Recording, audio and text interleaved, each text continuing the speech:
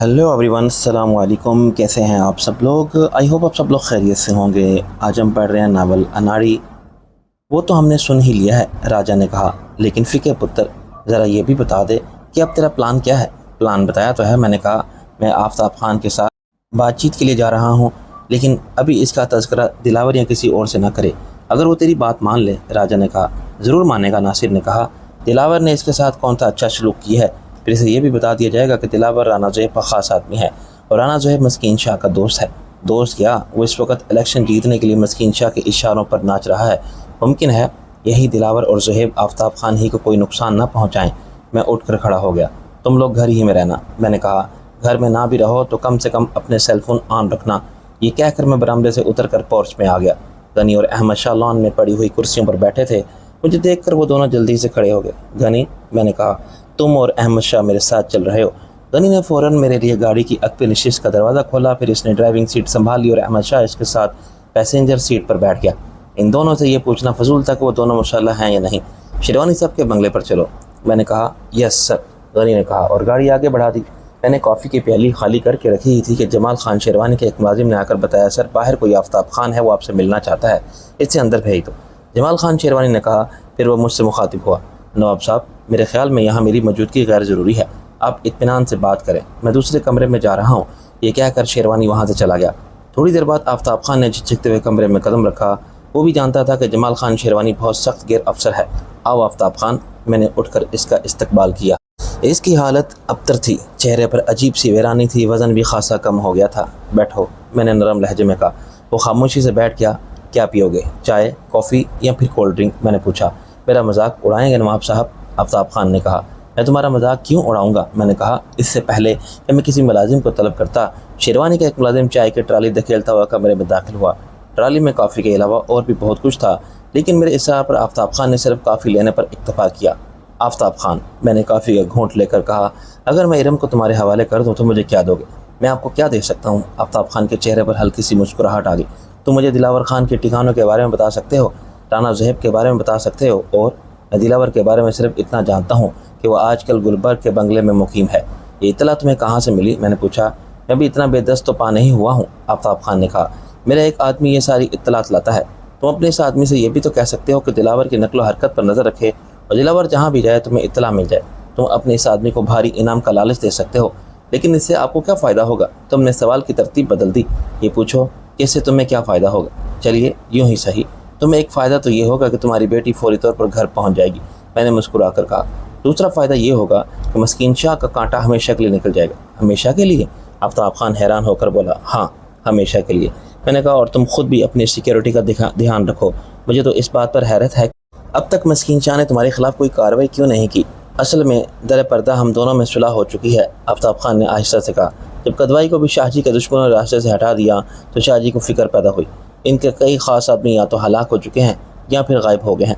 खैर, ये तुम्हारा मसला है, मैंने कहा। अगर सुलह भी हो चुकी हो तो अभी ये खबर मीडिया में नहीं आनी चाहिए, वरना शाहजी के साथ साथ तुम भी हालात की चक्की में पिस जाओगे, मैंने संजीदगी से कहा। तुम सिर्फ ये करो कि मुझे दिलावर की नकलो हरकत से बाखबर रखो। जब तक दिलावर लाहौर में है मुझे मालूम होता रहेगा कि वो कहाँ है और किस से मिल रहा है। हाँ, अगर वो लाहौर छोड़कर कराची या बैरून मुल्क चला गया तो फिर इसकी नकलो हरकत पर निगाह रखना मुश्किल हो जाएगा। तुम अकबर सिंधु को जानते हो, मैंने अचानक पूछा। आफ्ताब खान चौंक उठा और बोला, आप क्यों पूछ रहे हैं? अकबर सिंधु कभी कभी मेरे लिए काम करता रहता है। आफ्ताब खान, मैंने इससे मुखातिब किया। 1 घंटे बाद इरम घर पहुँच जाएगी। आफ्ताब खान दीवानावार उठकर मुझसे लिपट गया। फिर इसने झुककर मेरे पैर पकड़ने की कोशिश की। ये क्या कर रहे हो भाई, मैंने कहा। मैंने आपके बारे में बहुत गलत अंदाज़ा लगाया था। मैंने सोचा कि क्या सोचा था तुमने, मैंने पूछा। मैंने सोचा था कि आप इरम को बेआबरू कर चुके होंगे और वो कभी मुझे ज़िंदा नहीं मिलेगी। ये कहकर वो अपने चेहरे पर थप्पड़ मारने लगा। लेकिन मैं भी कैसा बदबख्त हूँ, आपके बारे में कितना गलत सोच रहा था। अब मेरी एक बात और ध्यान से सुनो, मैंने कहा। अभी कुछ दिन तक किसी को भी मालूम नहीं होना चाहिए कि इरम घर वापस पहुँच चुकी है। नहीं मालूम होगा, आफ्ताब खान ने कहा। किसी को भी मालूम नहीं होगा। मैं इसे अपनी बहन के पास कराची भेज दूँगा और इसे भी सख्ती से हदायत कर दूँगा वो कराची में भी जाकर ये ना बताए कि वो मेरी बेटी है। जब तक आप कहेंगे मैं इसे कराची में रखूँगा। फिर वो नदामत भरे अंदाज में बोला, काश मैं नूर को इस वक्त आप तक पहुँचा देता जब इसे मेरे पास लाया गया था। इन बातों को छोड़ो आफ्ताब खान, मैंने कहा। अब तुम वही करो जो मैं कह रहा हूँ। ये कहकर मैं उठ खड़ा हुआ। इरम 1 घंटे बाद घर पहुँच जाएगी, यह कहकर मैंने मुसाफे के लिए हाथ बढ़ा दिया। आफ्ताब खान ने मजबूती से मेरा हाथ पकड़ लिया। फिर वो نپے تلے قدم رکھتا ہوا باہر نکل گیا۔ یہ آفتاب خان اس پر پسمردہ اور زندگی سے بیزار آفتاب خان سے بالکل مختلف تھا جو ابھی کچھ دیر پہلے آیا تھا۔ رخصت ہوتے وقت اس کے چہرے پر تازگی بھی تھی اور آنکھوں میں چیننے کی امنگ بھی۔ آفتاب خان کے جانے کے بعد جمال خان شیروانی ڈرائنگ روم میں آ گیا۔ آپ کی ملاقات خاطر خواہ رہی نواب صاحب نے اس نے پوچھا۔ ہاں فی الحال یہی لگ رہا ہے، میں نے کہا۔ اصل میں آفتاب خان جیسے لوگ ناقابل اعتبار ہوتے ہیں، لیکن کبھی کبھی ان پر بھروسہ کرنے میں کوئی حرج بھی نہیں ہے۔ نواب صاحب، شیروانی نے آہستہ سے کہا، وہ ویڈیو آپ کے پاس موجود ہے، آپ کو اب تک اس بات کا یقین نہیں آیا۔ میں نے کہا، اگر آپ بضد ہیں تو ویڈیو میں آپ کو دکھا دوں گا، لیکن میں پھر کہوں گا کہ آپ نہ دیکھیں تو اچھا ہے۔ تو مجھے اتنی ویڈیو دکھا سکتے ہو جتنی میں دیکھ سکوں؟ ہاں، اس ویڈیو کا ابتدائی حصہ آپ دیکھ سکتے ہیں، آپ کہیں تو میں کل ہی وہ ویڈیو یہاں لے آؤں۔ برا مت مانیے گا نواب صاحب، جمال خان شیروانی نے کہا۔ آپ بھی سوچ رہے ہیں کہ کیسا بے اعتبار آدمی ہے، میری بات کا یقین ہی نہیں کر رہا، لیکن میں سمجھتا ہوں شیروانی صاحب، میں نے کہا، اگر آپ کی جگہ میں ہوتا تو مجھے بھی اس وقت تک یقین نہ آتا۔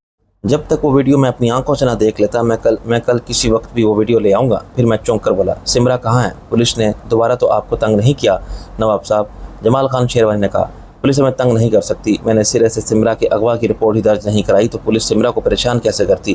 اور وہ جو میرے آدمیوں کے ہاتھوں کچھ لوگ مارے گئے ہیں، کون سے لوگ؟ جمال خان شیروانی مسکرایا، جب وہاں کوئی لاش ہی نہیں ہے تو کیسا قتل؟ پھر وہ چونک کر بولے، اگر آپ سمرا سے ملنا چاہتے ہیں تو میں اسے یہاں بلواؤں؟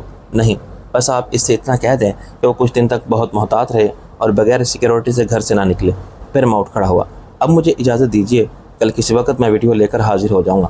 میں نے جمال خان شیروانی سے ہاتھ ملایا اور روانہ ہو گیا۔ غنی اور احمد شاہ دونوں پورچ میں گاڑی کے پاس کھڑے تھے، مجھے دیکھ کر مستعد ہو گئے۔ میں نے گاڑی میں بیٹھتے ہوئے کہا، شامی کی طرف چلو۔ غنی نے چونک کر مجھے دیکھا لیکن بولا کچھ نہیں۔ میں اطمینان سے عقب نشست پر نیم دراز ہو گیا اور آنکھیں موند لیں۔ پھر غنی کی آواز پر میں چونکا، شاید مجھے نیند آ گئی تھی۔ سر، ہم شامی کے گھر پہنچ چکے ہیں۔ میں نے گاڑی سے اتر کر ارد گرد کا جائزہ لیا، وہ کوئی محل نما کوٹھی تھی۔ اچانک تو آدمی نہ جانے کہاں سے نمودار ہوئے اور بولے، آپ کو شامی صاحب سے ملنا ہے؟ ہاں، مجھے شامی سے ملنا ہے، میں نے جواب دیا۔ آئیے میرے ساتھ۔ ان میں سے ایک بولا اور ایک طرف روانہ ہو گیا۔ ہم لوگ اس کے پیچھے پیچھے تھے، دوسرا آدمی وہیں رہ گیا تھا۔ احمد شاہ نے بہت دھیمے لہجے میں غنی سے کہا، ابھی تھوڑی دیر پہلے جب ہم یہاں سے گئے تھے تو یہاں کوئی سیکیورٹی نہیں تھی، یہ اچانک سیکیورٹی گارڈز کہاں سے آ گئے؟ یہ تو شامی بادشاہ سے ہی معلوم ہوگا۔ میں نے کہا، ویسے یہاں تو ارم کیا ہوائی جہاز بھی چھپایا جا سکتا ہے۔ شامی کو شاید پہلے ہی ہماری آمد کی اطلاع مل چکی تھی، وہ ہمارے استقبال کے لیے برآمدے میں نکل آیا تھا۔ نواب بھائی، خیریت تو ہے؟ ہاں شامی بادشاہ، سب خیریت ہے۔ میں نے کہا، میں اس لڑکی کو لینے آیا ہوں۔ لڑکی کو لینے آئے ہو؟ شامی نے خیریت سے کہا، حیرت سے پوچھا، کیا مجھ پہ بھروسہ نہیں ہے؟ یا ایسی کوئی بات نہیں ہے شامی، میں نے کہا، اصل میں لڑکی کے باپ سے ایک معاہدہ ہو گیا ہے، میں اسے واپس چھوڑنا چاہتا ہوں۔ یہ تو بہت اچھی بات ہے نواب بھائی، شامی نے کہا۔ کیا نور کا سراغ مل گیا ہے؟ نہیں، میں نے جواب دیا، لیکن اب ارم کو مزید اپنے پاس رکھنے کا کوئی فائدہ نہیں ہے۔ آپ نے یہ فیصلہ کیا ہے تو کچھ سوچ سمجھ کر ہی کیا ہوگا، شامی نے کہا۔ پھر چونک کر بولا، آپ باہر کیوں کھڑے ہیں؟ اندر آئیے شامی بادشاہ، میں نے مسکرا کر کہا۔ یہ ٹھکانہ تو بہت زبردست ہے، یہاں ایک کیا 20 لڑکیاں بھی چھپائی جائیں تو کسی کو کانوں کان خبر نہ ہو۔ یہ کوٹھی کس کی ہے؟ یہ کوٹھی تو اصل میں ابو ظبی کے ایک شیخ کی ہے، شامی نے کہا، لیکن یہاں کا سپروائزر میرا خاص آدمی ہے۔ میں نے 2-4 دفعہ شیخ کے لیے بھی کام کیا ہے، اس لیے میں ضرورت پڑنے پر اس کوٹھی کو استعمال کر لیتا ہوں۔ شیخ صاحب تو یہاں سال میں 1-8 بار ہی آتے ہیں۔ کوٹھی کے اندر بہت سے کمرے تھے، ان میں سے 2 کمرے شامی نے اپنے لیے مخصوص کر لیے تھے۔ ارم کا کیا حال ہے؟ میں نے کمرے میں داخل ہو کر گولی سے پوچھا۔ وہ بیچاری تو جب سے یہاں آئی ہے مسلسل رو رہی ہے، کہہ رہی تھی کہ انکل نے ایک بار پھر مجھے دھوکہ دے دیا ہے، میں اس کو لینے آیا ہوں۔ میں نے کہا، تم لوگ بھی چلنے کی تیاری کرو، میں ارم سے بات کر لوں۔ ارم بیڈ پر گھٹنوں میں منہ دیے بیٹھی تھی، باہر کچھ خنکی تھی لیکن کمرے میں ہیٹر چل رہا تھا۔ ارم، میں نے نرم لہجے میں کہا۔ اس نے جھٹکے سے سر اٹھا کر مجھے دیکھا، پھر روتے ہوئے بولی، انکل آپ نے مجھے چیٹ کیا ہے، آپ تو کہہ رہے تھے کہ میں تمہیں لینے ہی آیا ہوں بیٹا۔ میں نے کہا، آپ جلدی سے ہاتھ منہ دھو کر تیار ہو جاؤ، کسی طرح اپنے ڈیڈی کے پاس جاؤ گی۔ وہ خوشی کے مارے ایک دفعہ پھر رونے لگی۔ اب کیوں رو رہی ہو؟ میں نے پوچھا۔ مجھے یقین نہیں آ رہا، وہ آنسو پونچھ کر بولی۔ جلدی کرو بیٹا، تمہیں یقین تو اسی وقت آئے گا جب میں تمہیں تمہارے گھر پہنچاؤں گا۔ مجھے کیا کرنا ہے؟ وہ اپنا جائزہ لے کر بولی، کپڑے تو میں نے آج ہی بدلے ہیں، ہاں منہ ہاتھ دھو کر بال بنا لیتی ہوں۔ وہ 10 منٹ کے اندر تیار ہو گئی۔ اس وقت تو لگ ہی نہیں رہا تھا کہ یہ وہی ارم ہے جو بات بات پر آنسو بہانے لگتی تھی۔ وہ تیار ہو کر بولی، چلیے۔ میں اسے لے کر باہر نکلا تو وہ بولی، انکل وہ نیلو باجی کہاں ہے؟ نیلو باجی؟ میں نے حیرت سے دہرایا، آپ نیلو باجی کو نہیں جانتے؟ وہ بیچاری تو میرا بہت خیال رکھتی تھی۔ مجھے خیال آیا کہ وہ نیلو کو نیلو کہہ رہی ہے۔ نیلو باجی یہاں نہیں ہے، ہم تمہیں دوسری جگہ لے آئے تھے۔ لیکن وہ آئی تو یہاں بھی موجود تھی، وہ آنٹی تو یہاں بھی موجود تھی۔ اس وقت گولی اور شامی بھی کمرے سے نکل آئے۔ میں نے شامی سے کہا، اگر کوئی چادر ہے تو وہ ارم کو اڑا دو، میں نہیں چاہتا کہ کوئی اسے پہچان کر ہمارے پیچھے لگ جائے۔ گولی نے اپنی بڑی سی گرم شال اتار کر ارم کے سر پر ڈال دی، اسے اچھی طرح اپنے جسم اور چہرے پر لپیٹ لی۔ ارم نے وہ شال اپنے جسم اور چہرے پر اس طرح لپیٹی کہ مجھے اس کا چہرہ بھی دکھائی نہیں دے رہا تھا۔ گاڑی میں جگہ کم تھی، اس لیے شامی نے کہا کہ وہ اور گولی دوسری گاڑی میں گھر آ جائیں گے۔ ड्राइविंग सीट पर हस्ब मामूल गनी था और इसके साथ अहमद शाह बैठा हुआ था। इरम मेरे साथ अकबी नशीस पर थी। मैं वहाँ आते वक्त सो गया था, इसलिए मुझे खुद भी मालूम नहीं था अगर शेख का वो महल लाहौर के किस इलाके में है। जब गनी मेन रोड पर आया तो मुझे मालूम हुआ कि हम लोग इस वक्त डिफेंस के इलाके में हैं। आधे घंटे के अंदर अंदर गनी ने हमें आफ्ताब खान के घर पहुँचा दिया। गनी ने गेट के पास पहुँच कर हारन दिया तो मुलाजिम की बजाय आफ्ताब खान खुद बाहर आया। हमें देख कर इसने चौकीदार को गेट खोलने का इशारा किया। इरम हैरत से खुशी से अपने घर को देख रही थी। फिर वो गाड़ी से उतरी और दीवाना वार आफ्ताब खान से लिपट गई। फिर वो दोनों बाप बेटी इस बुरी तरह रोए कि मेरे हाथ पैर फूल गए। मैंने कहा आफ्ताब खान बस अब खामोश हो जाओ, देखो कोई मुलाजिम देख लेगा तो। सॉरी नवाब साहब, आफ्ताब खान ने कहा। इतने अरसे बाद बेटी मिली है ना, मैं अपने जज्बात पर काबू नहीं रख पाया। अब किसी को मालूम ना हो कि इरम तुम्हारे पास वापस आ चुकी है, हर किस मालूम नहीं होगा। बस अब मैं चलूँगा। मैंने कहा ऐसे कैसे जा सकते हैं आप? आफ्ताब खान ने कहा अंदर आकर एक कप काफ़ी तो पी लें। काफ़ी फिर किसी वक्त सही। मैंने कहा अंकल प्लीज़। इरम ने कहा इतने दिन तक आपने और नीलोबा जी ने मुझे खिलाया पिलाया है, आप कम से कम एक कप काफ़ी ही पी लें। इरम बेटा मैं तुम्हारे घर काफ़ी भी पीऊँगा और खाना भी खाऊँगा, लेकिन इस वक्त नहीं। इस वक्त तो अंकल प्लीज़, इरम ने कहा। इसके लहजे में ऐसी खुशामद थी कि फिर मुझसे इनकार ना हो सका। चलो मैंने कहा, लेकिन मैं सिर्फ काफ़ी पीऊँगा। नवाब साहब, आफ्ताब खान ने कहा अपने ड्राइवर को भी बुला लें। वो मेरा ड्राइवर नहीं बल्कि चीफ सिक्योरिटी ऑफिसर है। मैंने कहा वो बाहर रह कर मेरी हिफाजत करता है। हम लोग अंदर दाखिल हुए तो कोई मुलाजिम नहीं था। शायद आफ्ताब खान ने तमाम मुलाजिमिन को छुट्टी दे दी थी। सिर्फ एक चौकीदार था, वो भी बंगले के गेट तक महदूद था। ड्राइंग रूम में भी कोई नहीं था। आफ्ताब खान, मैंने कहा तुम्हारी बेगम भी नज़र नहीं आ रही। मेरी बेगम और छोटी बेटी पिंडी चली गई हैं। पिंडी में मेरे दोनों साले रहते हैं। मेरे एक साले की तबीयत कुछ ख़राब है। मेरी बेगम तो जाने के मूड में नहीं थी, लेकिन मैंने इसे ज़बरदस्ती पिंडी भेज दिया। वो अचानक इरम को देखती तुम्हारे खुशी के पागल हो जाती। अगर आप इरम की आमद खुफिया रखने की हदायत ना देते तो मैं अपनी बेगम को कभी पिंडी ना भेजता। फिर वो इरम से बोला इरम बेटा इस वक्त घर में कोई मुलाजिम है ना तुम्हारी मामा। तुमने अंकल को काफ़ी के लिए रोक लिया तो अब अंकल के लिए काफ़ी मैं बनाऊंगी डैडी। इरम चहक कर बोली। तो 10 मिनट के अंदर अंदर काफ़ी बना लाई। इसके साथ कुछ बिस्किट और सैंडविचेस भी थे। मैंने जल्दी जल्दी कॉफ़ी पी और आफ्ताब खान को एक दफ़ा फिर हिदायत की कि हो सके तो इरम को आज ही कराची भिजवा दे। फिर मैंने आफ्ताब खान से हाथ मिलाया, इरम के सर पर हाथ फेरा और बाहर निकल आया। हम वापस आ ही रहे थे कि मेरे सेल फोन की घंटी बजने लगी। स्क्रीन पर कोई अजनबी नंबर था। मैंने बटन दबाकर सेल फोन कान से लगाया। हेलो हेलो साहब जी। दूसरी तरफ से नीलम की आवाज़ आई। मैं नीलम बोल रही हूँ। इसकी आवाज़ में घबराहट थी। मैंने जल्दी से कहा हाँ नीलम, खैरियत तो है? खैरियत नहीं है साहब जी। इसने कहा आपके जाने के बाद राजा साहब और नासिर साहब भी कहीं चले गए थे। अचानक घर में कुछ लोग घुस आए। माली ने रोका तो इन्होंने रिवाल्वर निकाली और माली पर फायर कर दिया। इसने भी अपना रिवाल्वर निकाला, इन लोगों पर फायर कर दिया। फिर वो माली को मारने के बाद अंदर की तरफ बढ़े। मैं खतरा भांप कर तेज़ी से साथ छत पर चढ़ गई थी और वहाँ से एक दरख्त के जरिए पड़ोसियों की छत पर उतर गई। मैं इस वक्त पड़ोसियों के घर से आपको फ़ोन कर रही हूँ। जो लोग घर में घुसे थे वो इस वक्त कहाँ हैं? मैंने मुस्तरब होकर पूछा। वो इस वक्त भी घर में मौजूद हैं। नीलम ने कहा अच्छा मैं पहुँच रहा हूँ। मैंने कहा और मैंने सिलसिला मुनक़ता कर दिया। फिर मैंने गनी से कहा गनी फ़ौरन घर पहुँचो, घर में कुछ लोग घुस आए हैं।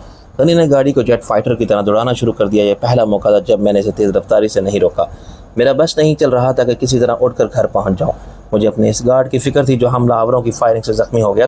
पता नहीं वो बेचारा ज़िंदा भी था या नहीं। इससे ज़्यादा फ़िक्र मुझे इन वीडियो फिल्मों और कागजात की थी जो मैंने बहुत मुश्किल से हासिल किए थे। वो सब चीज़ें अलमारी के सेफ में बंद थी, लेकिन अलमारी और सेफ का ताला तोड़ना इन लोगों के लिए मुश्किल नहीं था। मैंने झुंझला कर गनी से कहा तुम गाड़ी तेज़ नहीं चला सकते? सर मैं इंतहाई तेज़ रफ्तारी से चल रहा हूँ, गनी ने जवाब दिया। मैंने देखा हुआ कि गाड़ी बंदूक से निकली हुई गोली की तरह दौड़ रही थी। अचानक गनी ने आगे जाने वाले एक मोटरसाइकिल सवार को बचाने के लिए बहुत ख़तरनाक अंदाज में गाड़ी को दाएं जानिब बिल्कुल रॉन्ग साइड पर कर दिया। फिर सामने से आने वाली बस से बचने के लिए वो दोबारा इंतहाई ख़तरनाक अंदाज में अपनी लाइन में वापस आया और गाड़ी को इंतहाई महारत से बाएं जानिब मोड़ दिया। इस सड़क पर आगे जाकर हमारी कोठी थी। गोया गनी ने मिनटों का फासला सेकंडों में तय कर लिया था। मैंने अहमद शाह को देखा, वो अपने हथियार एक मरतबा फिर चेक कर रहा था। गनी ने गाड़ी कोठी से कुछ फासले पर रोक दी और हम लोग गाड़ी से उतरकर तेज़ी से अपनी कोठी की तरफ बढ़े। अचानक नीलम मेरे सामने आ गई। वो बंगले के बाहर ही कहीं खड़ी हुई थी। वो लोग भी अंदर ही हैं साहब जी, नीलम ने इतला दी। मैंने सुकून का सांस लिया और नीलम से कहा तुम शामी को भी सेल फ़ोन पर इतला दे तो वो बेखबरी में सीधा घर में घुस जाए। मेरे पास इनका सेल नंबर नहीं है। नीलम ने कहा नंबर तो आपका भी नहीं था, लेकिन आपका नंबर तो मुझे ज़ुबानी याद है इसलिए। अच्छा तुम यहीं ठहरो, शामी भी बस आने ही वाला होगा। यह कहकर मैंने गनी और अहमद शाह को अंदर चलने का इशारा किया। गनी और अहमद शाह इस वक्त चीते की तरह चौकन्ना नजर आ रहे थे। वो मेन गेट से अंदर दाखिल होते ही ज़मीन पर गिर गए और सीने के बल आगे की तरफ खिसकने लगे। मैं भी इनके साथ साथ था।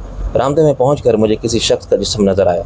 इसका चेहरा एक सतून की आड़ में था, लेकिन वो गैर फितरी अंदाज में पड़ा हुआ था। मैं कुछ और आगे बढ़ा तो इस शख्स को देखकर मुझे धचका सा लगा। वो मेरा गार्ड था जो माली के रूप में रहता था। मैंने इसकी नब्ज़ टटोल कर देखी, वो बिल्कुल साकत था। इसके गिर्द अच्छा खासा खून फैला हुआ था जो अब जमकर स्याही माइल होता जा रहा था। मैंने आहिस्ती से इसका हाथ छोड़ दिया। वो हक के नमक अदा कर गया था। इस वक्त अंदर से दो आदमी बाहर निकले। इनके एक हाथ में ब्रीफ केस और दूसरे हाथ में रिवाल्वर थे। غنی نے اچانک ایک آدمی کے ریوالور والے ہاتھ پر فائر کیا۔ احمد شاہ نے دوسرے آدمی کے پیشانی کو نشانہ بنایا اور اس کی پیشانی کے عین وسط میں سوراخ ہو گیا۔ ہم لوگ تیزی سے ایک ستون کی آڑ میں چھپ گئے۔ فائرنگ کے دھماکوں سے دوسرے لوگ بھی باہر کی طرف دوڑ پڑے تھے، لیکن باہر آنے والے دروازے کے پاس آ کر رک گئے۔ وہ بھی خاصے گھاگ اور منجھے ہوئے لوگ تھے، اندھا دھند باہر نہیں آنا چاہتے تھے۔ اچانک احمد شاہ نے پھر فائر کیا اور ایک انسانی چیخ گونج کر رہ گئی۔ میں اس کے نشانے پر اش کر اٹھا۔ دروازہ بہت معمولی سا کھلا ہوا تھا۔ اس معمولی کھلے ہوئے دروازے سے کسی کو نشانہ بنانا احمد شاہ جیسے ماہر کا کام تھا۔ تم لوگ ہر طرف سے گھر چکے ہو، غنی نے کہا، اس لیے ہتھیار پھینک کر باہر آ جاؤ ورنہ تم میں سے کوئی بھی زندہ نہیں بچے گا۔ یہ کہتے ہی اس نے اپنی جگہ تبدیل کر لی۔ اس کے ساتھ ہی اندر سے ایک فائر ہوا گولی اس ستون پر پڑی جس کے پیچھے غنی چھپا ہوا تھا۔ جواب میں احمد شاہ نے بھی فائر کیا اور پھر ایک انسانی چیخ گونج کر رہ گئی۔ پھر فوراً ہی اندر سے ایک اور ریوالور باہر آ کر گرا اور ایک شخص دونوں ہاتھ اٹھائے ہوئے باہر آ گیا۔ غنی نے جھپٹ کر اس کی تلاشی لی۔ اس کی جیب میں نقدی اور سیل فون کے علاوہ اور کچھ بھی نہیں تھا۔ غنی اسے کھینچ کر کمرے سے دور لے گیا اور درشت لہجے میں بولا، اندر اور کتنے آدمی ہیں؟ اندر 2 آدمی اور ہیں، وہ دونوں آپ کی فائرنگ سے زخمی ہو گئے ہیں۔ غنی نے ریوالور کا دستہ اچانک اس کے سر پر رسید کر دیا اور فوراً ناک آؤٹ ہو گیا۔ احمد شاہ اپنی جگہ سے اٹھ کر بہت محتاط انداز میں اندر کی طرف بڑھا۔ میں نے بھی اندر جانا چاہا لیکن غنی نے مجھے روک دیا اور بولا، سر آپ باہر ہی ٹھہرے اور یہاں رہ کر ہمیں کور دیں۔ یہ کہہ کر وہ کمرے میں داخل ہو گیا۔ تھوڑی دیر بعد غنی اور احمد شاہ باہر نکلے تو ان کے ساتھ 2 زخمی آدمی بھی تھے۔ ایک آدمی کا شانہ بری طرح ادھڑ گیا تھا اور دوسرے کے سینے میں دائیں جانب گولی لگی تھی۔ ان دونوں کا خون فرش پر ٹپک رہا تھا۔ سب سے پہلے باہر نکلنے والوں کے ہاتھوں میں 2 بریف کیس تھے۔ وہ میرے ہی بریف کیس تھے۔ میں نے آگے بڑھ کر وہ دونوں بریف کیس اٹھا لیے جن میں وہ ویڈیو فلمیں اور کاغذات تھے۔ گویا میں عین وقت پر وہاں پہنچ گیا تھا ورنہ وہ دونوں مردود میری ساری محنت پر پانی پھیر دیتے۔ کون ہو تم لوگ؟ میں نے ڈپٹ کر پوچھا۔ مجھے ہاسپٹل پہنچا دو، ان میں سے ایک کرا کر بولا۔ شاید میں مر رہا ہوں، اگر تم سب کچھ سچ سچ بتا دو تو میں تمہیں مرنے نہیں دوں گا۔ میں نے کہا، ابھی اور اسی وقت تمہیں ہاسپٹل لے جاؤں گا۔ پوچھو کیا پوچھتے ہو؟ دوسرے آدمی نے نحیف آواز میں کہا۔ تمہیں کس نے بھیجا ہے یہاں؟ میں نے پوچھا۔ ہمیں امیر علی لایا ہے۔ ان میں سے ایک آدمی بولا۔ امیر علی کون ہے؟ میں نے پوچھا۔ میں ہوں امیر علی، دوسرا آدمی کرا کر بولا۔ تمہیں یہاں کس نے بھیجا ہے؟ میں نے امیر علی سے پوچھا۔ مجھے یہاں شاہ جی نے بھیجا تھا، امیر علی نے کراہتے ہوئے کہا۔ کیوں بھیجا تھا؟ میں نے پوچھا۔ انہوں نے کہا تھا کہ نواب کے وہ خاموش ہو کر گہرے گہرے سانس لینے لگا۔ غنی اسے پانی پلاؤ، میں نے کہا۔ غنی نے جلدی سے پانی کا جگ اٹھایا اور گلاس میں پانی نکال کر اس کے ہونٹوں سے لگا دیا۔ امیر علی نے ایک آدھ گھونٹ پیا، باقی اس کے منہ سے باہر آ گیا۔ وہ زندگی کی قید سے رہائی پا چکا تھا۔ میں دوسرے آدمی کی طرف متوجہ ہوا، وہ بھی ہوش میں تھا اور اس کی حالت اتنی ابتر نہیں تھی۔ تم کون ہو اور یہاں کیوں آئے ہو؟ میں آپ کو بتا تو چکا ہوں کہ مجھے امیر علی یہاں لایا تھا۔ کیوں لایا تھا؟ میں نے درست لہجے میں پوچھا۔ یہاں کوئی دعوت تو تھی نہیں، اس نے مجھ سے کہا تھا کہ ماڈل ٹاؤن میں ایک واردات کرنا ہے۔ تم وارداتیں کرتے ہو؟ میں نے پوچھا۔ میں تو چھوٹی موٹی چوری کی وارداتیں کرتا ہوں، اس نے جواب دیا۔ میں نے درست لہجے میں پوچھا، تم کس کے لیے کام کرتے؟ میں کس کے لیے کام کروں گا؟ اپنے لیے کرتا ہوں، اس نے جواب دیا۔ ٹھیک ہے، تم بھی مرنا چاہتے ہو تو یہی صحیح، 3 آدمی پہلے مر چکے ہیں، چوتھے تم صحیح۔ آپ میری بات کا یقین کریں، میں نے چیخ کر کہا، اس سے گولی اور مارو، اس کی لاش بھی ان لاشوں کے ساتھ ڈال دو۔ میں نے دوسری لاشوں کی طرف اشارہ کیا، وہ بکھلا کر بولا، آپ میری بات کا یقین کریں، مجھے امیر علی یہاں لایا تھا۔ امیر علی کس کے لیے کام کرتا تھا؟ میں نے پوچھا۔ میں نہیں جانتا، اس نے کہا۔ پولیس کو فون کرو، میں نے سخت لہجے میں کہا۔ پولیس کا نام سن کر اس کے چہرے پر سکون سا پھیل گیا، لیکن اس سے پہلے اسے بھی ٹھکانے لگا کر وہاں ڈال دو۔ میں نے دوسری لاشوں کی طرف اشارہ کیا۔ غنی بھی جانتا تھا کہ میں اس شخص کو ڈرانے کے لیے یہ کہہ رہا ہوں۔ اس شخص کے چہرے پر ایک مرتبہ پھر دردی کھنڈ گئی۔ اس نے خوشامدانہ لہجے میں کہا، پھر میرے چھوٹے چھوٹے بچے ہیں، میں مر جاؤں گا تو وہ بے آسرا ہو جائیں گے، مجھے معاف کر دیں۔ یہ بات تم اس وقت سوچتے جب تم یہاں واردات کرنے آئے تھے؟ میں نے کہا، تم تو وارداتیں کرتے رہتے ہو، اتنا بھی نہیں جانتے کہ بعض اوقات کسی واردات میں انسان کے ساتھ بھی واردات ہو جاتی ہے۔ اسی وقت شامی اور گولی گھبرائے ہوئے اندر داخل ہوئے اور اندر کا منظر دیکھ کر شامی بکھلا کر بولا، نواب بھائی خیریت تو ہے؟ آپ ٹھیک ہیں؟ شامی بادشاہ، میں نے کہا، ابھی میری زندگی کچھ دن باقی ہیں، اس لیے نیلم نے مجھے بر وقت مطلع کر دیا تھا، ورنہ میں ان حرامزادوں کے ہاتھوں مارا جاتا۔ پھر میں احمد شاہ سے مخاطب ہوا، احمد شاہ، یہ دونوں بریف کیس اٹھا کر الماری میں رکھ دو اور پولیس کو فون کر۔ احمد شاہ نے اپنا سیل فون نکالا ہی تھا کہ اس آدمی کو ہوش آ گیا جسے غنی نے ریوالور کا دستہ مار کے بے ہوش کیا تھا۔ وہ چند لمحے تک پڑا، پل کے جھپکاتا رہا، پھر جھٹکے سے اٹھ کر بیٹھ گیا اور گھبرائے ہوئے انداز میں ادھر ادھر دیکھنے لگا۔ فکر مت کرو، میں نے کہا، ابھی تم زندہ ہو لیکن تھوڑی دیر بعد مرنے والے ہو۔ وہ گھبرا کر اچانک کھڑا ہو گیا۔ اچانک احمد شاہ نے آگے بڑھ کر ریوالور اس کی کنپٹی پر رکھ دیا اور بولا، اپنی جگہ سے حرکت کی کوشش مت کرنا۔ تمہارا نام کیا ہے؟ میں نے پوچھا۔ میرا نام غوث بخش ہے، اس نے جواب دیا۔ لوگ مجھے غوثو کہتے ہیں۔ یہاں کیوں آئے تھے؟ میں نے پوچھا۔ مجھے یہاں امیر علی لایا تھا۔ تمہیں بھی امیر علی لایا تھا؟ میں نے پوچھا۔ کیوں لایا تھا؟ اس نے کہا تھا کہ یہاں واردات کریں گے تو اچھا خاصا مال ملے گا۔ میں نے کہا بھی تھا کہ اس کا جملہ ادھورا رہ گیا کیونکہ پولیس وین کے سائرن کی آواز سے میں خود بھی چونک اٹھا تھا۔ شاید کسی پڑوسی نے پولیس کو اطلاع دے دی ہوگی کہ ہاں کہاں فائرنگ ہو رہی ہے۔ پولیس نے روایتی سستی اور کاہلی کا مظاہرہ کیا تھا۔ پولیس والے شور مچاتے، چیختے، چنگھاڑتے اندر داخل ہوئے۔ خبردار، کوئی اپنی جگہ سے نہیں ہلے گا، میں نے طنزیہ لہجے میں کہا۔ آپ لوگ اگر کچھ دیر پہلے آ جاتے تو شاید ایک آدھ آدمی کی زندگی بچ جاتی۔ What do you mean? Police party کی قیادت کرنے والے سب انسپکٹر نے تلخ لہجے میں کہا۔ پولیس کو آدھا گھنٹہ پہلے فون کیا گیا تھا۔ آپ لوگ اب تشریف لا رہے ہیں، کیا ڈاکوؤں اور چوروں کو موقع دیتے ہیں کہ وہ اپنا کام کر لیں تو آپ لوگ جائے واردات پر پہنچیں؟ میں نے بھی رواں انگریزی میں جواب دیا۔ میری انگریزی اور لب لہجے سے انسپکٹر مرعوب ہو گیا اور بولا، ہماری بھی کچھ مجبوریاں ہوتی ہیں جناب۔ تھانے میں ایک موبائل ہے اور اس وقت موجود نہیں تھی، نفری بھی کم ہے، اور موبائل کے بغیر جو تھانے سے باہر نکلا تم لوگوں کے لیے اپنی شان کے خلاف سمجھتے ہو، میں نے طنزیہ لہجے میں کہا۔ انسپکٹر نے اچانک پوچھا، آپ کی تعریف جناب؟ اسے شاید ماتحتوں کے سامنے اپنی تذلیل کا احساس ہوا تھا، اس لیے وہ سنبھل کر ایک مرتبہ پھر روایتی پولیس افسر بننے کی کوشش کر رہا تھا۔ نواب رفیع کا مشرازی، اب ست بدائی کے سامنے کھڑے ہو تم؟ غنی نے کہا، ذرا ادب سے بات کرو۔ ست بدائی یہ کہاں ہے؟ اس ریاست کا محل وقوع تمہیں تمہارے آئی جی صاحب ہی بتائیں گے، میں نے درست لہجے میں کہا۔ پھر غنی سے بولا، آئی جی صاحب سے بات کراؤ۔ ایک منٹ سرکار۔ انسپکٹر کا لہجہ ایک دم بدل گیا۔ آپ لوگ پہلے واردات کی رپورٹ تو لکھوا دو۔ میں اس وقت گھر میں موجود نہیں تھا، میں نے کہا۔ یہ لوگ چوری کی نیت سے میرے گھر میں گھس آئے اور میرے چوکیدار کو قتل کر دیا۔ پھر میں نے اسے تفصیل سے بتایا کہ وہ لوگ کیسے میرے چیف سیکورٹی افسر کے ہاتھوں مارے گئے۔ آپ کے پاس ریوالور کا لائسنس تو ہوگا؟ انسپکٹر نے غنی سے پوچھا۔ میرا چیف سیکورٹی افسر ہے تو لائسنس بھی ضرور ہوگا، میں نے درست لہجے میں کہا۔ انسپکٹر نے جیب سے سیل فون نکال کر 2-3 فون کیے، پھر برآمدے میں آ کر لاشوں کا جائزہ لینے لگا۔ آپ کے چوکیدار کے پاس بھی ریوالور تھا؟ اس نے پوچھا۔ ہاں، چوکیدار کے پاس بھی ریوالور تھا اور لائسنس بھی، میں نے جھنجھلا کر کہا۔ اس نے باری باری میرا، احمد شاہ، غنی اور نیلم کا بیان لیا اور بولا، نواب صاحب یہ لوگ آئے کیوں تھے؟ آپ نے آج یا کل بینک سے کوئی بڑی رقم تو نہیں نکلوائی؟ نہیں، میں نے جواب دیا۔ اور یہ سوال تو آپ انہی لوگوں سے کریں نا تو بہتر ہے۔ مردوں سے؟ انسپکٹر نے طنزیہ لہجے میں کہا۔ آپ کے سامنے دو مردے بھی بولنے لگتے ہیں، میں نے طنزیہ لہجے میں کہا۔ آپ لوگ دعویٰ تو یہی کرتے ہیں، غور سے دیکھیں ان میں سبھی مردے نہیں ہیں۔ اس وقت پولیس ڈپارٹمنٹ کے دوسرے لوگ وہاں پر آ گئے تھے، وہ لاشوں کی تصویریں لینے لگے، جگہ جگہ سے فنگر پرنٹ اٹھانے لگے۔ میں نے اشارے سے احمد شاہ کو بلایا اور آہستہ سے کہا، احمد شاہ وہ دونوں بریف کیس کسی طرح اس کمرے سے نکال کر کہیں اور منتقل کر دو، پولیس ابھی میرا بیڈ روم اور ڈرائنگ روم سیل کر دے گی۔ میں نے نیلم سے پہلے ہی کہہ دیا تھا سر، احمد شاہ نے کہا۔ میں جانتا تھا کہ ابھی یہاں پولیس آ جائے گی، پھر آپ کا کمرہ اور ڈرائنگ روم وغیرہ سیل کر دیا جائے گا۔ پولیس کے آنے سے پہلے نیلم تمام ضروری کاغذات، بریف کیس وغیرہ وہاں سے لے گئی تھی۔ ویری گڈ، میں نے کہا۔ فرش پر چاک سے نشان لگانے کے بعد پولیس نے لاشیں وہاں سے اٹھا لیں اور زخمی کو حراست میں لے کر ہاسپٹل بھجوا دیا۔ جو آدمی صحیح سلامت تھا، پولیس نے اسے بھی حراست میں لے لیا۔ پھر انسپکٹر نے میرا کمرہ سیل کر دیا کیونکہ ان لوگوں نے میرے ہی کمرے کا سامان الٹ پلٹ کیا تھا۔ وہ دونوں آدمی زخمی بھی ہوئے تھے، وہاں فرش پر ابھی تک ان کا خون پڑا ہوا تھا جو اب جم کر سیاہ ہو چکا تھا۔ نواب صاحب، انسپکٹر نے روانگی سے پہلے کہا، آپ بھی اطلاع دیے بغیر لاہور مت چھوڑیے گا۔ انسپکٹر صاحب، میں نے ترش انداز میں کہا، میں آپ کو ابھی اطلاع دے رہا ہوں کہ میں کل پرسوں کسی بھی وقت ست بدائی جا سکتا ہوں۔ یہ میرا کارڈ رکھ لیں، اس میں میرے 10 ست بدائی کے ٹیلی فون نمبرز بھی ہیں اور ایڈریس بھی۔ چلیں ٹھیک ہے، پھر آپ کے یہ دونوں میرے باڈی گارڈز ہیں، میں نے جھنجھلا کر کہا۔ یہ بھی میرے ساتھ ہی جائیں گے، آپ پریشان نہ ہوں، میں لاہور سے کہیں بھی گیا آپ کو انفارم ضرور کروں گا۔ انسپکٹر باہر نکل رہا تھا کہ راجہ اور ناصر لوٹ آئے۔ گھر کے باہر پولیس وین دیکھ کر وہ دونوں پہلے ہی پریشان ہو گئے تھے۔ گھر میں پولیس دیکھ کر تو راجہ ایک دم چیخ کر بولا، فکے پتر، تو ٹھیک تو ہے نا؟ اس نے گلوگر لہجے میں کہا اور بے اختیار مجھ سے لپٹ گیا۔ میں ٹھیک ہوں راجہ، میں نے اس کی پشت تھپکتے ہوئے کہا۔ بالکل ٹھیک ہوں یار۔ پھر میں نے اسے مختصر اس واردات کے بارے میں بتایا۔ انسپکٹر شاید راجہ اور ناصر دونوں کا جانتا تھا، اس کا لہجہ پھر بدل گیا۔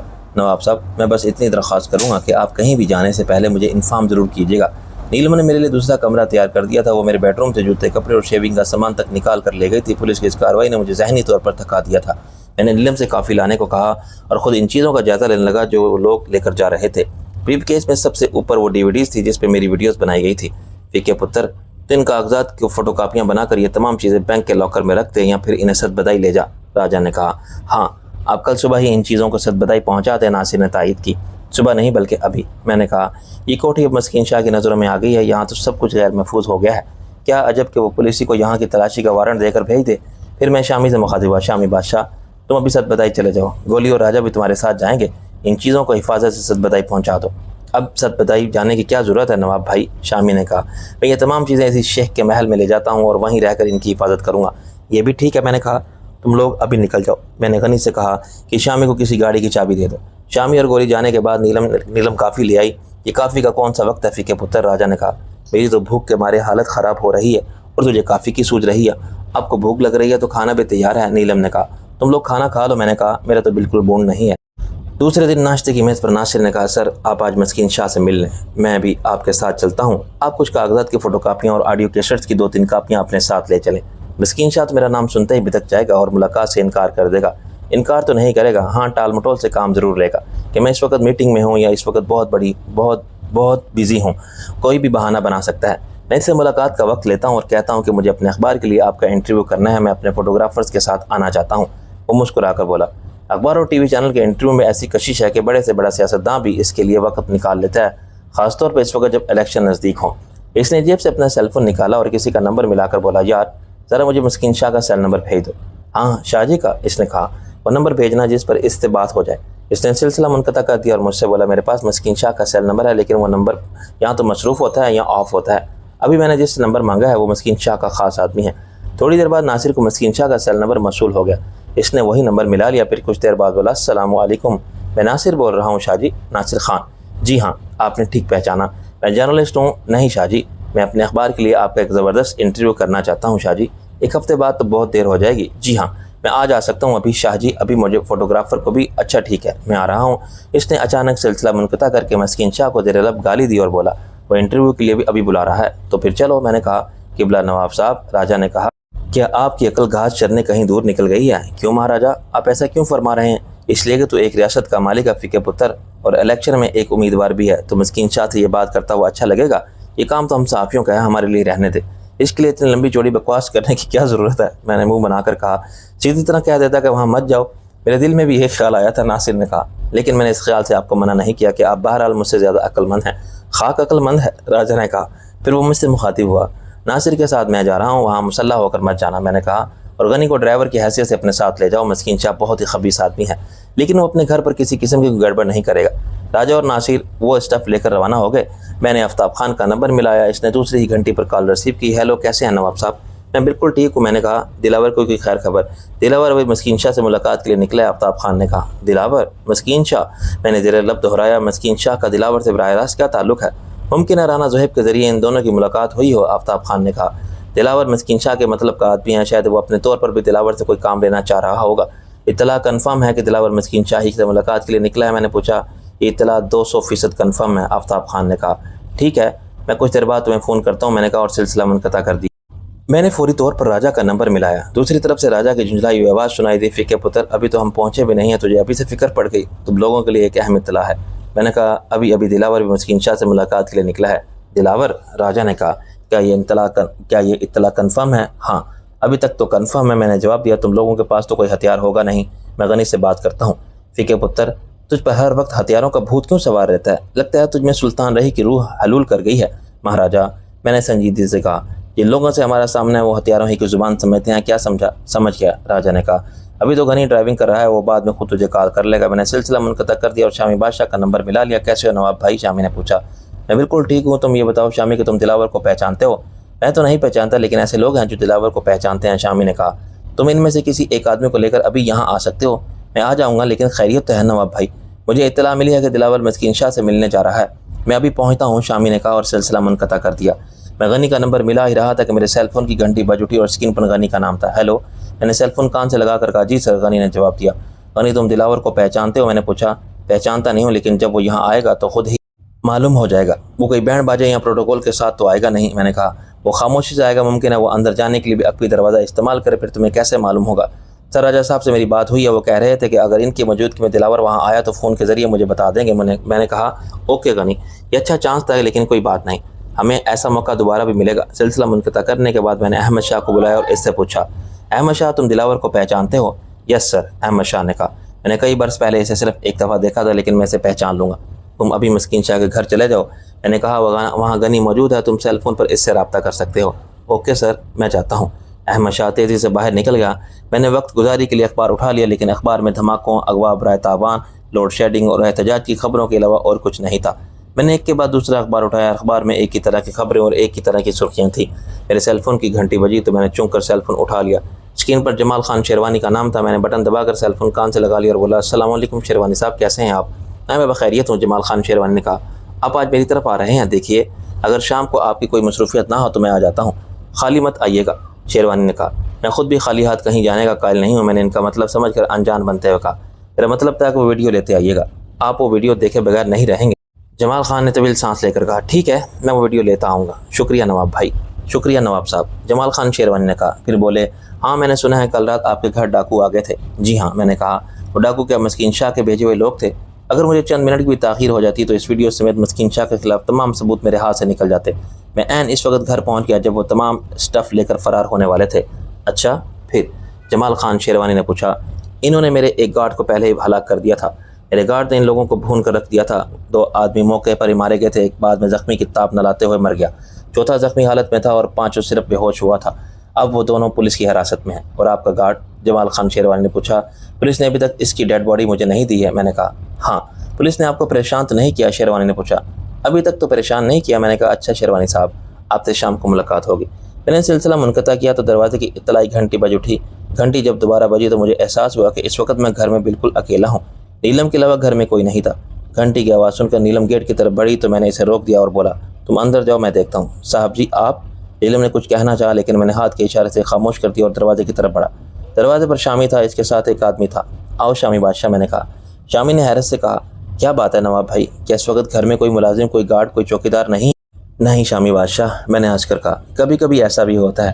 ایسے میں مجھے اپنی پرانی زندگی یاد آتی ہے، جب وہ دودھ اور دہی لینے کے لیے بھی مجھے خود ہی بازار کی طرف دوڑنا پڑتا تھا، لیکن اب ایسا نہیں ہے نواب بھائی۔ شامی مسکرا کر بولا، اس گھر میں اب بھی آپ کا ایک جانثار موجود ہے، کیونکہ کسی خوبصورت لڑکی کے ہاتھ میں ریوالور اچھا نہیں لگتا، لیکن اس کی بات پر میں نے اچانک گھوم کر دیکھا تو مجھے نیلم دکھائی تھی۔ اس کے ہاتھ میں ریوالور تھا اور بہت اعتماد سے برآمدے کے ستون کے پاس کھڑی تھی۔ مجھے دیکھ کر اس نے جلدی سے ریوالور اپنی پشت کی طرف چھپا لیا۔ اندر تو آؤ شامی بادشاہ، میں نے کہا۔ کیا میں کھڑے کھڑے ساری بات کر لو گے؟ یہ غفورہ ہے نواب بھائی، اس نے اپنے ساتھ کھڑے ہوئے نوجوان کی طرف اشارہ کیا، یہ دلاور کو اچھی طرح پہچانتا ہے۔ اندر تو آؤ، میں نے کہا۔ مجھے غفور ایک آنکھ نہیں بھایا تھا، مجھے شامی پر غصہ آ رہا تھا، وہ اسے گھر کیوں لایا ہے؟ وہ نیلم کو یوں دیکھ رہا تھا جیسے اس نے پہلی بار کوئی لڑکی دیکھی ہو۔ نواب بھائی، شامی نے کہا، آپ کہہ رہے تھے کہ دلاور کہیں آنے والا ہے، وہ کام ہو گیا ہے شامی بادشاہ، میں نے ہنس کر کہا۔ مجھے معلوم ہی نہیں تھا کہ احمد شاہ بھی دلاور کو پہچانتا ہے۔ اچھا، شامی ہنس کر بولا۔ پھر وہ غفورے سے بولا، کام ہو گیا غفورے، اب تم جاؤ۔ استاد، غفورہ کبے جیسی آواز میں بولا، میں کئی مہینے سے بے روزگار ہوں، مجھے کوئی کام دلا دو، اب تو فاقوں کی نوبت آ گئی ہے۔ ہاں ہاں، میں تمہارے لیے کہیں بات کروں گا۔ شامی نے اپنی جیب سے 1000 روپے کا ایک نوٹ نکالا اور غفورے کو دے دیا۔ فی الحال یہ رکھو، بھولنا مت استاد۔ غفورے نے کہا، میں آج کل واقعی بہت پریشان ہوں۔ اس نے شامی سے ہاتھ ملایا، مجھے سلام کیا اور روانہ ہو گیا۔ نواب بھائی، اس کے جانے کے بعد شامی نے کہا، لگتا ہے آپ کو میری کوئی بات بری لگی ہے، شاید میں فوراً نہیں آ سکا، یا شاید ایسی کوئی بات نہیں ہے شامی بادشاہ، میں نے جبراً مسکرا کر کہا۔ تم سے کوئی غیروں والا رشتہ ہے؟ مجھے کوئی بات بری لگے گی تو میں صاف صاف کہہ دوں گا، میں نے کہا۔ نہیں نواب بھائی، شامی نے کہا، کوئی بات تو ہے، بس مجھے یہ غفورہ اچھا نہیں لگا، میں نے صاف گوئی سے کہا۔ تم نے اسے یہ گھر بھی دکھا دیا، مجھے پہلے ہی اندازہ تھا، شامی نے کہا، لیکن ایک بات کا اطمینان رکھیں نواب بھائی، میں کسی ایسے ویسے آدمی کو یہاں تک نہیں لا سکتا ہوں۔ غفورہ مرتے مر جائے گا لیکن آپ کے بارے میں ایک لفظ بھی نہیں بتائے گا، اس بات کی ضمانت۔ اس کا جملہ ادھورا رہ گیا کیونکہ غفورہ بہت شرمساری کے عالم میں واپس آیا تھا۔ کیا بات ہے غفورے؟ شامی نے چونک کر پوچھا۔ استاد، باہر میں نے کچھ ایسے چہرے دیکھے ہیں جو دلاور کے ساتھ ہوتے ہیں، غفورے نے کہا۔ اس کے آدمیوں کو اچھی طرح پہچانتا ہوں میں، دلاور کے آدمی اور ان کے ارادے ٹھیک نہیں لگ رہے۔ شامی جھٹکے سے کھڑا ہو گیا، کتنے آدمی ہیں؟ 2 آدمی تو میں نے سامنے دیکھے ہیں، غفورے نے کہا، ادھر ادھر اور بھی ہو سکتے ہیں۔ تمہارے پاس ریوالور ہے؟ شامی نے اس سے پوچھا۔ ہاں استاد، ریوالور تو ہے، غفورے نے جواب دیا۔ ٹھیک ہے، تم مین گیٹ کے پاس کہیں چھپ کر بیٹھ جاؤ، ان میں سے کوئی اندر داخل ہونے کی کوشش کرے تو اسے بلا جھجک گولی مار دینا۔ میری ریوالور میں صرف 6 گولیاں ہیں استاد، غفورے نے کہا۔ ریوالور کون سا ہے؟ میں نے پوچھا۔ کولٹ .38 کا ریوالور ہے، غفورے نے جواب دیا۔ مجھے حیرت کا جھٹکا لگا، بوسیدہ سے کپڑوں میں نظر آنے والا وہ لڑکا جو چہرے سے اٹھائی گیر لگ رہا تھا، اس کے پاس 1.5 لاکھ روپے کی مالیت کا کولٹ .38 ریوالور تھا۔ ٹھہرو، میں تمہیں ریوالور کی مزید گولیاں دے دیتا ہوں، میں نے کہا۔ میرے پاس بھی .38 کا ایک ریوالور ہے۔ میں اندر اپنے کمرے کی طرف گیا اور الماری سے ریوالور کی بہت سی گولیاں نکال کر لے آیا۔ یہ رکھ لو، میں نے غفورے سے کہا۔ گولیوں کی طرف سے فکر مت کرنا، گولیاں مزید مل جائیں گی۔ غفورہ گولیاں اپنی جیب میں بھر کر چلا گیا۔ وہ گیٹ کے نزدیک جا کر ایسی جگہ بیٹھا کہ کوئی بھی اس کی نظروں سے بچ کر اندر داخل نہیں ہو سکتا تھا۔ اب آپ بھی اپنے کمرے میں جائیں نواب بھائی، شامی نے کہا۔ اگر کوئی آدمی غفورے سے بچ کر یہاں آ گیا تو وہ مجھ سے نہیں بچ سکے گا، میں بھی یہیں تمہارے ساتھ رہوں گا شامی، میں نے کہا۔ شامی چچا ٹھیک کہہ رہے ہیں صاحب جی، نیلم کی آواز سنائی دی۔ میں یہاں کوریڈور میں موجود رہوں گا، آپ کمرے میں جائیں۔ تمہارا دماغ تو ٹھیک ہے نیلم، میں نے دانت پیس کر کہا۔ میں کوئی دودھ پیتا بچہ ہوں جو دھماکوں کی آواز سے ڈر جاؤں گا، یا پھر کوئی نازک اندام لڑکیوں کے ریوالور اٹھانے سے میری کلائی میں موچ آ جائے گی؟ نواب بھائی، مجھے سچ مجھ کا نازک اندام نواب مت بناؤ شامی، میں نے بگڑ کر کہا۔ تمہارا کیا خیال ہے میں کمرے میں بند ہو کر بیٹھ جاؤں گا؟ ارے غصہ کیوں کرتے ہو نواب بھائی، شامی مسکرا کر بولا۔ میں تو اس کا جملہ ادھورا رہ گیا۔ باہر سے فائر کا دھماکہ ہوا تو اس کی آوازیں دھماکے میں دب کر رہ گئی۔ شامی نے ریوالور نکالا اور بہت مہارت سے برآمدے میں جا کر ایک ستون کی اوٹ میں چھپ میں نے بھی ریوالور نکال لیا تھا، لیکن وہاں کوئی ایسی جگہ نہیں تھی جہاں میں گھات لگا کر بیٹھ سکتا۔ میرا وہ کمرہ بہترین تھا جو پولیس نے سیل کر دیا تھا، وہاں سے گیٹ سے لے کر لان تک سب کچھ نظر آتا تھا۔ اچانک مجھے ٹھک کی ہلکی سی آواز سنائی دی، اس کے ساتھ ہی گیٹ کے پاس کوئی دل خراش انداز میں چیخا۔ اس کا مطلب یہ تھا کہ غفورے کے پاس سائلنسر بھی تھا۔ دوسرا فائر کرنے سے پہلے اس نے ریوالور پر سائلنسر فٹ کر لیا تھا۔ میں نے سوچا یہاں بیٹھنے کی بجائے میں کوٹھی کی چھت پر چلا جاؤں، میں وہاں سے نہ صرف دور دور کا جائزہ لے سکتا ہوں بلکہ اندر آنے والے کو نشانہ بھی بنا سکتا ہوں۔ میں نے اپنے کمرے میں جا کر پستول کے کئی فاضل میگزین لیے اور ایک ٹیلیسکوپ رائفل لے کر چھت پر چلا گیا۔ میں نے چھت پر جا کر دیکھا تو دروازے کے پاس 3 آدمی تھے، وہ غالباً کسی اور طرف سے دیوار پھاند کر گھر میں گھسنے کی منصوبہ بندی کر رہے تھے۔ اچانک وہ سر پر پیر رکھ کر بھاگنے لگے۔ فوراً ان کے بھاگنے کا سبب میری سمجھ میں آ گیا۔ مجھے دور سے پولیس موبائل دکھائی دی تھی جو ہماری کوٹھی کی طرف آ رہی تھی۔ میں بہت عجلت میں نیچے آیا اور شامی سے کہا، شامی بادشاہ، پولیس آ رہی ہے، غفورے سے کہو کہ وہ فوراً یہاں سے نکل جائے۔ غفورے کا پولیس میں کوئی ریکارڈ نہیں، شامی نے کہا، وہ آج تک کبھی جیل نہیں گیا ہے، اسے اندر بلا لے نواب بھائی، باہر تو وہ فضول میں یا پولیس کے ہاتھوں گرفتار ہو جائے گا یا پھر دلاور کے آدمی سے ہلاک کر دیں گے۔ شامی ٹھیک ہی کہہ رہا تھا، ممکن ہے اس فائرنگ کی اطلاع بھی کسی پڑوسی نے پولیس کو دے دی ہو۔ پولیس غفورے کو مشکوک انداز میں دیکھ کر اس سے پوچھ گچھ کرتی، اس کی تلاشی لیتے ہوئے اس کی جیب میں نہ صرف ریوالور بلکہ بہت سے فاضل راؤنڈ بھی برآمد ہوتے۔ ریوالور کا لائسنس تو یقیناً اس کے پاس نہیں ہوگا۔ میں نے آواز دے کر غفورے کو بھی اندر بلایا اور اس سے کہا، اپنا ریوالور شامی کو دے دو اور برآمدے میں بیٹھ جاؤ، تم صد بدائی سے آئے ہو اور وہاں میری حویلی کام کرتے ہو۔ غفورے نے اس بات میں سر ہلایا اور ریوالور شامی کے حوالے کر کے برآمدے میں بیٹھنے کی بجائے لان کی کیاریوں کی صفائی کرنے لگا۔ کچھ دیر بعد پولیس کی موبائل وین وہاں آ کر رکی۔ اس میں سے وہی انسپکٹر اترا جو ایک دن پہلے بھی آیا تھا اور کوٹھی سے لاشیں اور ملزمان کو گرفتار کر کے لے گیا تھا۔ اس کے ساتھ ہی 2 کانسٹیبل بھی تھے۔ میں اور شامی جان بوجھ کر کمرے میں چلے گئے۔ شامی نے غفورے کا ریوالور اور گولیاں میری الماری میں رکھ دی۔ میں نے اطمینان سے راکنگ چیئر پر بیٹھ کر جھولنے لگا۔ تھوڑی دیر بعد غفورہ بھی اندر آیا اور مجھ سے بولا، صاحب جی، وہ پولیس والے آئے ہیں۔ اچھا، انہیں باہر برآمدے میں بٹھاؤ، میں ابھی آ رہا ہوں۔ میں نے غفورے سے کہا، پھر شامی سے بولا، شامی تم باہر جاؤ اور پولیس والوں سے بات کرو، تم بھی صد بدائی سے آئے ہو۔ نواب بھائی، اس نے کہا، میں جانے کو تو چلا جاؤں لیکن پولیس سے برسوں میری آنکھ مچولی چلی ہے، ہو سکتا ہے وہ انسپکٹر مجھے پہچانتا ہو، وہ میرا کچھ بگاڑ سکتا ہے، نہ آپ کا، لیکن فضول میں ٹینشن لینے سے کیا فائدہ۔ ٹھیک ہے، تم یہیں ٹھہرو، میں خود جا کر پولیس والوں سے بات کروں گا۔ اس وقت مجھے پورٹ میں کسی گاڑی کے رکنے اور پھر راجہ کا تیز تیز بولنے کی آواز سنائی دی۔ اب کیا ہے؟ وہ چیخ کر بولا، تم لوگوں نے تو گھر ہی دیکھ لیا ہے، ہمیں ان دونوں آدمی سے کچھ پوچھ گچھ کرنا ہے جن کے ہاتھوں کل 3 قتل ہوئے تھے۔ انسپکٹر نے پتلک لہجے میں کہا، میں بلواتا ہوں ان دونوں کو، راجہ نے کہا۔ میں جانتا تھا غنی اور احمد شاہ گراج میں سے نکل کر اندر کی طرف چلے گئے ہوں گے۔ راجہ بکتا جھکتا میرے کمرے کی طرف اور آ کر ایک کرسی پر ڈھیر ہو گیا۔ اس کے ساتھ ناصر بھی تھا۔ کیا رہا؟ میں نے پوچھا۔ زبردست، ناصر نے کہا۔ مجھے تفصیل سے بتاؤ، میں نے کہا۔ ہمیں بھی کچھ بھی نہیں تیار بتا رہے، پہلے ایک کپ چائے پیئیں گے پھر کوئی بات ہوگی، لیکن اس سے پہلے اس پولیس انسپکٹر کا یہاں سے دفع ہونا ضروری ہے۔ وہ احمد شاہ اور غنی سے اب کیا پوچھ گچھ کرنا چاہتے ہیں؟ میں نے پوچھا۔ یہ تو روز کھڑا رہے گا، ناصر نے کہا۔ اس کا خیال ہے کہ معاملہ ایک نواب کا ہے، اس لیے یہاں سے رقم بھی تگڑی ملے گی، میں بھی اس کا دماغ درست کرتا ہوں۔ پھر وہ چونک کر بولا، یہ باہر لان میں کوئی آدمی کام کر رہا ہے، کیا آپ نے صد بدائی سے کسی کو بلایا ہے سر؟ میں نے تو نہیں، شامی بادشاہ نے بلایا ہے، نیلم، ناصر نے نیلم کو آواز دی۔ نیلم فوراً کمرے میں داخل ہوئی۔ جی ناصر صاحب، غنی اور احمد شاہ کو یہاں بھیج دو۔ وہ اس بات میں سر ہلا کر چلی گئی۔ اچانک غفورے کی بلند آواز سنائی دی، وہ لوگ کوئی ویلے نہیں بیٹھے ہیں، آرام سے بیٹھو، میں نے انہیں بلایا ہے۔ نام کیا ہے تیرا؟ ہوئے اس کے طرز تخاطب پر انسپکٹر کو جلال آ گیا۔ احمد شاہ اور غنی ایک ساتھ کمرے میں داخل ہوئے۔ انسپکٹر پھر تم دونوں سے کچھ پوچھ گچھ کرنا چاہتا ہے، میرے ساتھ آؤ، ناصر نے تیش پر آ کر اٹھتے ہوئے کہا۔ میرا نام جان کر کیا کرو گے انسپکٹر صاحب؟ غفورے نے کہا۔ ایسا لگ رہا تھا جیسے کوئی منجھا ہوا اداکار بغیر اسکرپٹ کے ڈائلاگ بول رہا ہو۔ میں تو اس حویلی کا بہت چھوٹا ملازم ہوں۔ ہاں، میرا صاحب بہت بڑا آدمی ہے، وہ اس وقت آرام کر رہا ہے، اس لیے زیادہ شور و غل مت کرو۔ اس وقت ناصر کی آواز سنائی دی۔ پرابلم کیا ہے انسپکٹر؟ کیوں شور مچا رکھا ہے تم نے؟ یہ تمہارا تھانہ نہیں بلکہ نواب رفیق احمد شیرازی کی کوٹھی ہے۔ ناصر صاحب، انسپکٹر تلخ لہجے میں بولا، اب مجھے میرے فرائض سے روک رہے ہیں۔ اگر چیخنا چلانا اور معزز لوگوں کے گھروں پر جا کر شور مچانا تمہارے فرائض میں شامل ہے انسپکٹر، تو میں واقعی تمہیں روک رہا ہوں۔ اگر گالم گلوچ اور بدکلامی تمہارے فرائض میں شامل ہے تو میں تمہیں روک رہا ہوں۔ میں یہاں 2 ملزموں سے پوچھ گچھ کرنے آیا ہوں۔ ملزم؟ ناصر نے حیرت سے کہا۔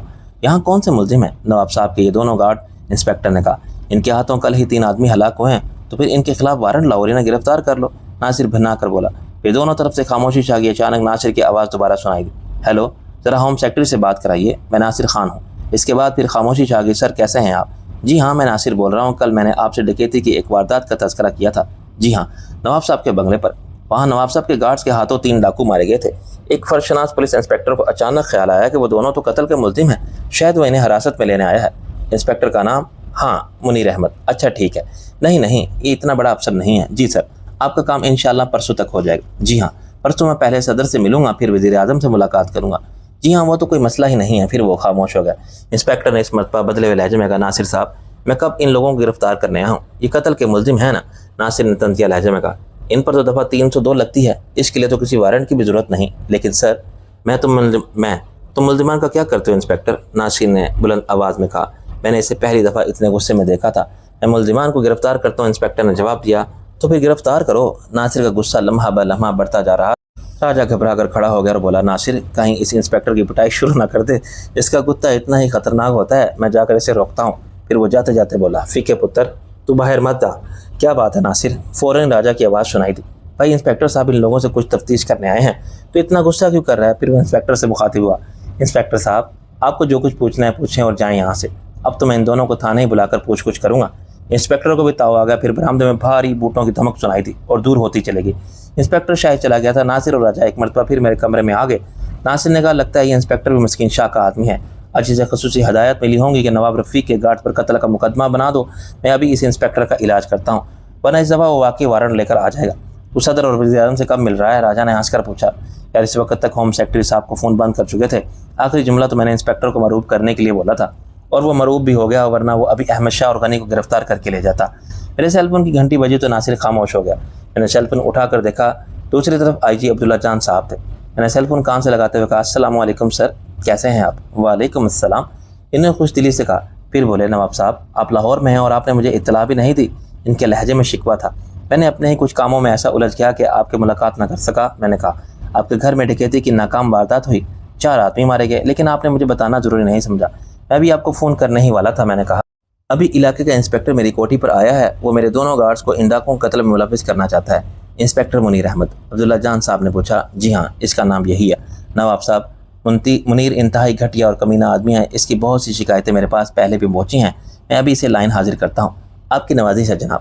میں نے کہا، میں اپنے بکھیڑوں سے فارغ ہوتے ہی آپ سے ملاقات کروں گا، میں آپ کا انتظار کروں گا، آئی جی صاحب نے کہا، اور رسمی جملوں کی ادائیگی کے بعد سلسلہ منقطع کر دیا۔ میں نے ناصر اور راجہ کو بھی صورتحال سے آگاہ کر دیا۔ شکر ہے ایک بلا تو ٹلی، ناصر نے کہا۔ ہاں اب تم جاؤ۔ مسکین شاہ سے ملاقات کیسی رہی؟ میں نے ناصر سے پوچھا۔ میں وہاں پہنچا تو وہ بند سنور کر بیٹھا ہوا تھا۔ اس نے بہت پرتپاک انداز میں میرا استقبال کیا، لیکن جب اسے معلوم ہوا میرے ساتھ فوٹوگرافر نہیں ہے تو اس کے چہرے پر ناگواری کے تاثرات ظاہر ہوئے۔ اس نے کہا، ناصر صاحب میرے پاس وقت بہت محدود ہے، آپ کو اگر تفصیلی انٹرویو کرنا ہے تو آپ پھر کسی وقت آ جائیے گا، میں آپ کا زیادہ وقت نہیں لوں گا شاہ جی۔ میں نے کہا، پہلے ذرا آپ یہ فائلیں دیکھ لیں۔ کیا ہے ان فائلوں میں؟ مسکین شاہ بیزاری سے بولا۔ کسی کمیٹی کی رپورٹ ہے یہاں، یہ آپ کے خلاف میری رپورٹ ہے، میں نے سرد لہجے میں کہا۔ مسکین شاہ نے مجھے گھور کر دیکھا، پھر وہ فائلیں اٹھائیں۔ پہلی فائل دیکھتے اس کا چہرہ متغیر ہو گیا۔ وہ بپرے ہوئے انداز میں بولا، یہ سب کیا ہے؟ تم مجھے بلیک میل کرنے آئے ہو؟ آپ یہ فائلیں اطمینان سے پڑھیے گا، یہ میں خاص طور پر آپ کے لیے لایا ہوں، آپ ذرا یہ آڈیو کیسٹ سن لیں۔ میں نے چھوٹا سا ٹیپ ریکارڈر آن کر دیا۔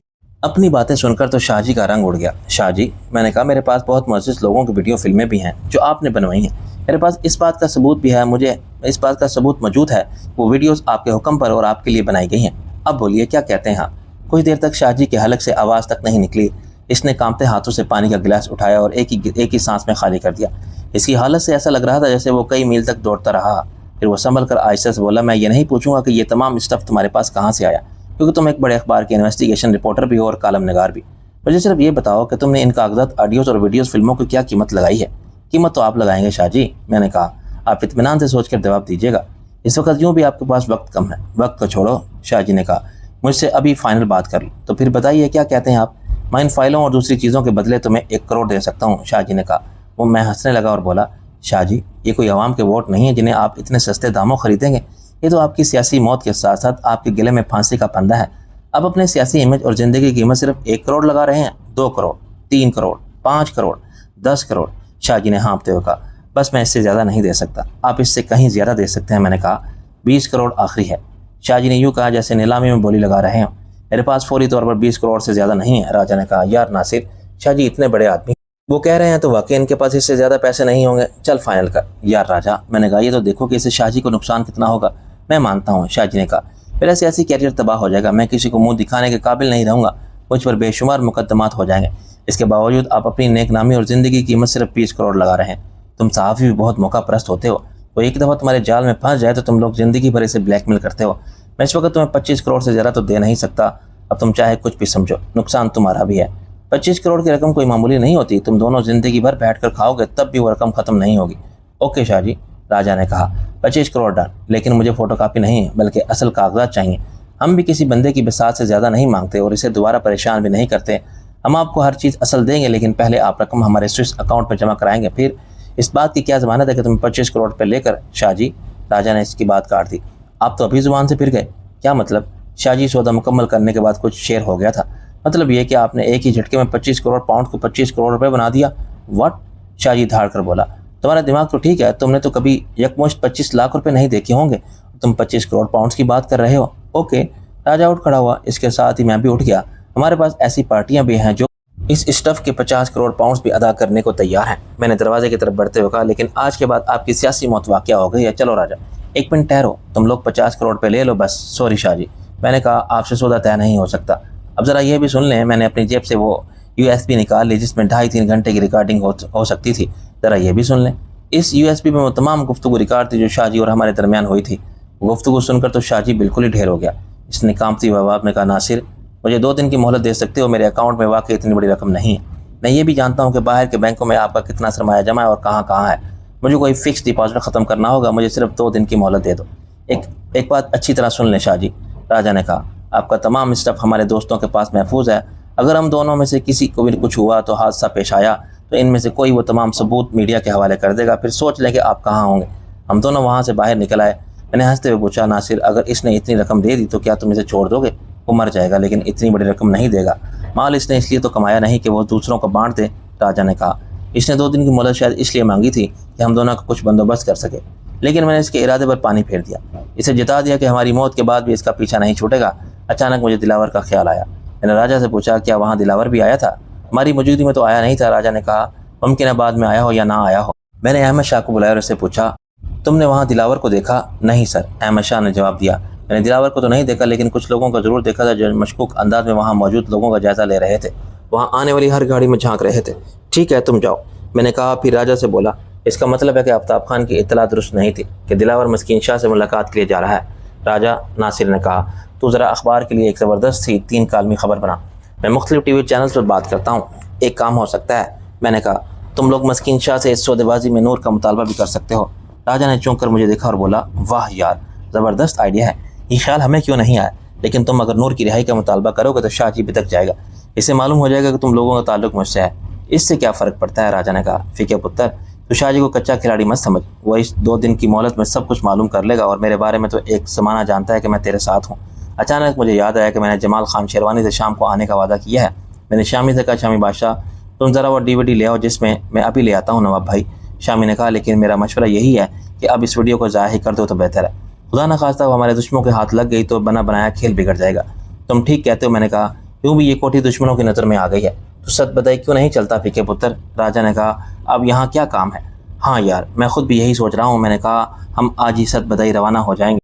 میں نے غنی اور احمد شاہ سے کہہ دیا کہ بہت زیادہ محتاط رہنے کی ضرورت ہے، دشمن نے ہمارا یہ ٹھکانہ دیکھ لیا ہے، وہ کسی بھی وقت دوبارہ حلہ بول سکتے ہیں۔ احمد شاہ رائفل لے کر چھت پر چلا گیا اور غنی نے برآمدے میں مورچہ بنا لیا ہے۔ شامی صرف وہی DVD لایا تھا جس میں ویڈیو تھی۔ فقہ پتر، تو جمال خان شیروانی کو ویڈیو دکھانا چاہتا ہے؟ میں نے بہت منع کیا یار، لیکن وہ مانتا ہی نہیں۔ میں نے کہا، وہ ویڈیو دیکھ کر کہیں وہ پاگل نہ ہو جائے اور اسی پاگل پن میں شاہ جی پر چڑھ دوڑے۔ وہ بہت تجربہ کار بیوروکریٹ ہے۔ میں نے کہا، اس سے اس پاگل پن کی توقع تو نہیں ہے، اور وہ کچھ کرتا بھی ہے تو کرتا رہے، ہمیں کیا فرق پڑے گا نواب بھائی؟ شامی نے کہا، آپ ویڈیو اپنے ساتھ لے کر مت جائیں، وہ میں اور گولی لے آئیں گے۔ شامی ٹھیک ہی کہہ رہا ہے، راجا نے کہا، احتیاط بہت ضروری ہے۔ میں اس DVD کو جمال خان شیروانی کی آنکھوں کے سامنے ضائع کروں گا تاکہ وہ مطمئن ہو جائے۔ پھر میں نے شامی سے پوچھا، تم نے جمال خان شیروانی کا بنگلہ دیکھا ہے؟ اس کا بنگلہ بھی میں نے دیکھا ہے۔ ٹھیک ہے، پھر تم وہ ویڈیو لے کر وہاں پہنچو، میں بھی آ رہا ہوں۔ بلکہ ایسا کرو، تم ناصر کی گاڑی میں چلو، میں تمہارے پیچھے پیچھے آ رہا ہوں۔ جمال خان شیروانی مجھ سے نظریں نہیں ملا رہا تھا۔ میں نے کچھ کہے بغیر میز پر رکھا ہوا لائٹر اٹھایا اور DVD لے کر برآمدے میں نکل آیا۔ میں نے باہر آ کر لائٹر جلایا اور اس DVD کو آگ لگانے لگا۔ جمال خان شیروانی میرے ساتھ ساتھ تھا۔ تھوڑی سی کوشش کے بعد پلاسٹک نے آگ پکڑ لی۔ میں کچھ دیر اسے ہاتھوں میں لیے کھڑا رہا، پھر جلتی ہوئی DVD کو فرش پر پھینک دیا تھا۔ ہم دونوں خاموشی سے اس وقت تک اس جلتی ہوئی DVD کو دیکھتے رہے جب تک وہ جل کر خاک نہ ہوگی۔ جمال خان شیروانی نے اپنے ایک ملازم کو آواز دے کر کہا کہ یہاں کی صفائی کر دو۔ ہم ایک مرتبہ پھر ڈرائنگ روم میں آ گئے۔ جمال خان شیروانی کچھ دیر خاموشی سے مجھے دیکھتا رہا، پھر اچانک اپنی جگہ سے اٹھ کر مجھ سے لپٹ گیا اور بری طرح رونے لگا۔ پھر میں اس کے رونے پر گھبرا کر بولا، شیروانی صاحب، آپ تو پریشانی کوئی بات ہی نہیں ہے، میں نے اسی لیے وہ ویڈیو آپ کے سامنے ضائع کیا تاکہ آپ مطمئن ہو جائیں۔ آپ نے مجھ پر بہت بڑا احسان کیا نواب صاحب، آپ نے میری عزت بچائی۔ عزت دینے والا تو اللہ ہے شیروانی صاحب، میں نے آپ کی نہیں بلکہ اپنی عزت بچائی۔ پھر میں ہنس کر بولا، مجھے امید ہے کہ اب آپ کچھ دن کے لیے ست بدائی ضرور آئیں گے۔ میں اٹھتے ہوئے بولا، مجھے اب اجازت دیں۔ मैं आपको खाना खाए बगैर नहीं जाने दूंगा। किसी तकल्लुफ़ में पड़ने की ज़रूरत नहीं शेरवानी साहब, मुझे अभी सदबदाई के लिए निकलना है। ज़िंदगी रही तो आइंदा कभी आपके साथ खाना भी खा लूँगा। सदबदाई तो आप सुबह भी जा सकते हैं नवाब साहब। मैं जिस कोठी में मुकीम हूँ वो दुश्मनों की नज़रों में आ चुकी है। मुझे दुश्मनों का खौफ नहीं है, फजूल में टेंशन रहेगी, इसलिए मैं आज ही सदबदाई के लिए निकलना चाहता हूँ। मैंने मुसाफ़िर के लिए शेरवानी की तरफ हाथ बढ़ाया तो वो बेख्तियार मेरे गले लग गया। शामी ने पूछा, नवाब भाई क्या वाकई सदबदाई जा रहे हैं? हाँ शामी बादशाह, मैंने कहा। मुझे सदबदाई से निकले हुए कई दिन हो गए हैं, लेकिन तुम अभी अपने इस्तिखाने पर रहना। मैं वो सामान अभी सदबदाई तो नहीं मंगवा सकता। तुम कल या परसों वो सामान लेकर सदबदाई आ जाना। मैं आपसे रुकने को तो नहीं कहूँगा नवाब भाई, शामी ने कहा। मैं भी कल शाम से पहले पहले सदबदाई पहुँचूँगा। बहुत एहतियात की ज़रूरत है शामी बादशाह, मैंने मुस्कुरा कर कहा। इस सामान में 25 करोड़ पाउंड की खतीर रकम छुपी हुई है। मैं तो कहता हूँ कि राजा साहब को यह रकम ले लेना चाहिए, शामी ने कहा। ठीक है, बाकी बातें घर पर होंगी, मैंने कहा और अपनी गाड़ी की तरफ बढ़ गया। घर पहुँचते ही मैंने नीलम से कहा, नीलम सामान बांध लो, हम अभी सदबदाई जा रहे हैं। सामान तो मैंने पहले ही बांध दिया साहब जी, नीलम ने कहा। राजा साहब ने कहा था कि आप वापस आते ही सदबदाई की तरफ निकल जाएंगे। फिर वो हिचकिचा कर बोला, साहब जी मैं कॉफ़ी लेकर आऊँ? नहीं नीलम, मैंने कहा, अब खाना पीना सब कुछ सदबदाई पहुँचने के बाद होगा। मैं तैयार हूँ साहब जी, नीलम ने कहा। गनी ने आपका सामान भी तैयार कर दिया है। शामी और गोली को रुखसत करने के बाद मैं भी सदबदाई के लिए रवाना हो गया। गाड़ी हस्ब मकबूल गनी ड्राइव कर रहा था, इसके साथ पैसेंजर सीट पर नीलम बैठी थी। मैं और राजा अकबे नशीस पर थे। नासिर अपनी गाड़ी में हमारे पीछे आ रहा था, इसके पीछे अहमद शाह की डबल कैबन पिकअप थी। अचानक मुझे इस गार्ड का ख्याल आया जिसने हमारी खातिर अपनी जान दी थी। मैंने नासिर का सेल नंबर मिलाया और इससे कहा, नासिर तुम पुलिस को फ़ोन कर दो कि जांबक होने वाले गार्ड की मैयत सदबदाई भिजवा दे, क्योंकि नवाब साहब सदबदाई जा चुके हैं। ओके सर, नासिर ने कहा। मैं भी फ़ोन कर देता हूँ। गनी अपनी रवायती तेज़ रफ्तारी के साथ सदबदाई की तरफ जा रहा था। मेरी हालत इस वक्त ऐसी थी कि मैं अपने ही साए से बिदक रहा था। मेरे साथ कई बार ऐसा हुआ था कि मैं तारीख रहा हूँ, मैं मारा गया था। किस सोच में है फ़िके पुत्र? राजा ने कहा। यार मैं ये सोच रहा हूँ कि जब तू पाउंड में करोड़पति हो जाएगा तो क्या हाल होगा। तू तो किसी से सीधे मुंह बात नहीं करेगा। सीधे मुंह? राजा ने कहा। फ़िके पुत्र मैं तो किसी से टेढ़े मुंह भी बात नहीं करूँगा। मैं कोई रफ़ीक अहमद शराजी नहीं हूँ कि दौलत का ढेर होने के बावजूद यहीं मरता करता रहूँगा। तेरे ख्यालात तो बहुत ज़बरदस्त है, मैंने तंज़िया लहजे में कहा। ज़री ख्यालात क्या है? राजा ने कहा। जैसे अकवाल ज़री, मैं बचपन से ये अल्फाज पढ़ता आया हूँ, लेकिन मैंने आज तक ज़रीन नामी इस खातून को नहीं देखा जिसके अकवाल इस कसरत से अखबारों और रिसालों में छपते हैं। तेरा ख्याल है कि दौलतमंद होने के बाद तो इस खातून को देख सकेगा? ऑफ कोर्स देख सकूँगा, राजा ने कहा। मैं रोज़ सुबह उठकर आईना देखा करूँगा, क्योंकि मैं अपना तखल्लुस ज़रीन रखने वाला हूँ। मैं और राजा इस किस्म की लायानी गुफ्तगू इस वक्त करते थे जब हमारे असाब बहुत कशीदा होते थे। ये 12 आजमाया हुआ नुस्खा था। ऐसी लायानी बकवास के बाद हम दोनों ही खुद को बहुत पुरसकून महसूस करते थे। गनी ने अचानक गाड़ी को ब्रेक लगा दिया। गाड़ी इतनी रफ्तार से जा रही थी कि ब्रेक लगते ही मैं और राजा उछलकर सामने वाली शीशों की पुश से टकरा गए। पैसेंजर सीट पर बैठी हुई नीलम उछलकर डैशबोर्ड से टकराई, फिर सीट और डैशबोर्ड के दरमियान गिर गई। गनी, राजा धाड़ कर बोला, तुम होश में तो हो? ये तुम किस अंदाज में ड्राइविंग कर रहे हो? मैंने सामने देखा, सड़क पर एक ट्रॉलर इस अंदाज में खड़ा था कि रास्ता मसदूद होकर रह गया था। सड़क पर एक आदमी लालटेन लिए खड़ा था। वो चिपड़ कर हमारे नज़दीक आया और माजरत खाना अंदाज में बोला, माफ़ करना साहब, हमारे ट्रक की क्रैंक शाफ्ट टूट गई थी, इसलिए इंजन जाम हो गया। ट्रॉलर इतना भारी है कि इसे 2-4 आदमी तो दूर की बात है, 10-20 आदमी भी अपनी जगह से नहीं हटा सकते। तो कम से कम सड़क पर ऐसा बंदोबस्त तो करो कि दूसरी गाड़ियों के हादसा पेश ना आए, राजा ने कहा। इसलिए तो मैं लालटेन लिए खड़ा हूँ, वो शख्स नरम लहजे में बोला। मैंने देखा कि ट्रॉलर और सड़क पर उगी हुई खुदरू झाड़ियों के दरमियान कच्चे रास्ते पर इतनी गुंजाइश भी थी कि वहाँ से एक गाड़ी गुजर सकती थी। गनी ने अचानक गाड़ी आगे बढ़ा दी। वो शख्स अगर उछल कर पीछे ना हट जाता तो हमारी गाड़ी से कुचला जाता। गनी ने बहुत महारत से गाड़ी इस तंग जगह में से निकाल ली जिस पर मेरी नज़र भी पड़ी थी। फिर वो इंतहाई फुर्ती से मेन रोड पर आया, लेकिन दूसरी तरफ खाली सिमत से आने वाली गाड़ियों की लंबी कतार थी। वो गाड़ियाँ देखकर मैंने सुकून का सांस लिया और गनी से कहा कि गाड़ी को रोक कर अपने साथियों का इंतज़ार करो और सबको पानी पिलाओ। गनी गाड़ी रोक कर खड़ा हो गया। पानी की बोतलें नीलम के पास थी। नीलम ने झुककर पानी की बोतल उठाई और मेरी तरफ बढ़ा दी। मैंने बोतल चंद घूंट लेने के बाद इसे राजा की तरफ बढ़ा दी और बोला, महाराजा, मैं तो समझ रहा था कि तू क्या, हर आदमी यही समझ रहा था फ़िके पुत्र, राजा ने कहा। क्या मैं फिर दुश्मनों घेर लिया? लेकिन इसका जुमला अधूरा रह गया क्योंकि हमारी पुश पर जोरदार धमाका हुआ था। ऐसा लग रहा था जैसे हमारे पीछे आने वाली गाड़ी ट्रॉलर से टकरा गई हो। राजा ने चीख कर गनी से कहा, गनी यहाँ से गाड़ी निकालो, जल्दी करो। गनी ने गाड़ी को झटके से आगे बढ़ा दिया और बोला, सर सदबदाई यहाँ से ज़्यादा दूर नहीं है, अब तो हम पैदल भी वहाँ तक जा सकते हैं, इसने गाड़ी की रफ्तार बढ़ाते हुए कहा। अचानक एक जोरदार धमाका हुआ और ट्रॉलर में आग लग गई। सामने से आने वाली गाड़ियाँ एक दूसरे से टकरा गई थी। गनी ने अचानक गाड़ी को कच्चे में उतारा और बाएं जानिब पगडंडी पर दौड़ाने लगा। मैंने घूम कर देखा, अब ट्रॉलर की जगह सड़क पर चलता हुआ बहुत बड़ा गोला था। इसकी रोशनी दूर तक फैली हुई थी। मैंने जेब से सेल फोन निकाला और नासिर का नंबर मिलाने ही वाला था कि राजा की आवाज़ गूंजी। हेलो नासिर, कौन हो तुम? राजा टपट कर बोला। और नासिर का सेल फोन तुम्हारे पास कहाँ से आया? कौन हामिद? राजा ने दरश लहजे में पूछा। मैं भी नासिर की तरफ से तशवीश में मुब्तला हो गया था। नासिर से बात करा और राजा का लहजा सर था। मैं राजा, तुम भी कमाल करते हो नासिर, राजा ने कहा, ये किसे तुमने अपना सेल फोन दे दिया था? कौन? फिर इसे साथ बिठाने की ज़रूरत ही क्या थी इन हालात में? हाँ हाँ, हम लोग खैरियत से हैं, लेकिन तुम्हारी खैरियत नेक मतलूब है। रास्ता ब्लॉक है, वापस चले जाओ। हाँ ज़ाहिर है। अच्छा ठहरो, अहमद शाह से बात करता हूँ मैं। इसने सिलसिला मुनक़ता ही किया था कि मेरे सेल फोन की घंटी बजने लगी। स्क्रीन पर अहमद शाह का नाम था। मैंने सेल फोन कान से लगा कर कहा, हाँ अहमद शाह। सर आप लोग कहाँ हैं? अहमद शाह ने परेशानी के आलम में पूछा। हम खैरियत से हैं और सदबदाई की तरफ जा रहे हैं। मैंने जवाब दिया। तुम कहाँ हो? मेरी गाड़ी आपके पीछे ही थी, लेकिन बीच में 2-3 गाड़ियाँ बहुत तेज़ी से घुस गईं। फिर मैंने एक बड़ा ट्रॉलर सड़क पर देखा। गनी ने धमाके से पहले ही वहाँ से गाड़ी निकाल ली थी। तुम ऐसा करो, तुम्हारे पीछे नासिर साहब हैं, इनका ख्याल रखो। हम लोग तो अब 10 मिनट में सदबदाई पहुँच जाएंगे, हमारी फिक्र मत करो। ओके सर, अहमद शाह ने जवाब दिया। मैंने सिलसिला मुनक़ता कर दिया। गनी इस वक्त तक गाड़ी को सदबदाई जाने वाली सड़क पर मोड़ चुका था। वो सड़क अभी तक पुख्ता नहीं हुई थी, लेकिन इस पर जो रोड़ी और पत्थर पड़े हुए थे, इन पर रोड रोलर चल चुका था। मुझे वहाँ से कुछ फासले पर एक चेक पोस्ट देखकर खुशगवार हैरत हुई। सूबेदार मेजर साहब वाकई बहुत मेहनत और लगन से काम कर रहे थे। चेक पोस्ट मजबूत कंक्रीट के कमरे की थी। इसके दोनों जानिब सीमेंट की बोरियां रखकर मोर्चे से बनाए गए थे और दूर दूर तक मुझे खासी बुलंद खारदार तारों की बाड़ नजर आ रही थी। चेक पोस्ट के सामने सड़क के ऐन दरमियान में मजबूत आहनी बैरियर लगा हुआ था। गनी ने बैरियर के पास गाड़ी रोकी और हैरत से बोला, ये चेक पोस्ट कब बनी? इस वक्त चेक पोस्ट से निकल कर एक बावर्दी गार्ड बाहर आया और गाड़ी के नज़दीक आते ही इसकी नज़र गनी पर। इसने एकदम इसे फौजी अंदाज में सलाम किया। फिर इसने गाड़ी के हिस्से में मुझे और राजा को देखा तो एक मरतबा फिर सैल्यूट किया और बुलंद आवाज़ में बोला, बैरियर हटाओ, नवाब साहब तशरीफ लाए हैं। फौरन सड़क के दरमियान लगा हुआ बैरियर हटा दिया गया। गनी ने गाड़ी आगे बढ़ा दी। एक मिनट मैंने गनी से कहा, गाड़ी रोको। गनी ने गाड़ी रोक दी। इन्हें बताओ कि अभी नासिर साहब भी आएंगे, ये लोग शायद नासिर को ना पहचानते हों। गाड़ी रुकते देख कर ही वो गार्ड दौड़ा दौड़ा आया जो चेक पोस्ट से बाहर आया था। मैंने लीवर दबाकर अपनी तरफ का शीशा नीचे किया और इससे कहा, अभी हमारे एक मेहमान भी आएंगे नासिर साहब, इन्हें ज़्यादा परेशानी ना हो। सर, नासिर साहब को मैं पहचानता हूँ। हाँ, इनके साथ अगर कोई अजनबी भी हुआ तो मैं कंट्रोल रूम से रब्ता कर लूँगा। वैसे भी सूबेदार मेजर साहब क्लोज सर्किट टीवी पर देख लेंगे। Close circuit TV? मैंने हैरत से पूछा, यहाँ कैमरे और इंटरकॉम कब काम करने लगे? इंटरकॉम तो पहले ही थे सर, गार्ड ने जवाब दिया। क्लोज सर्किट कैमरे अभी 2 दिन पहले यहाँ लगे हैं, इसने अदब से जवाब दिया।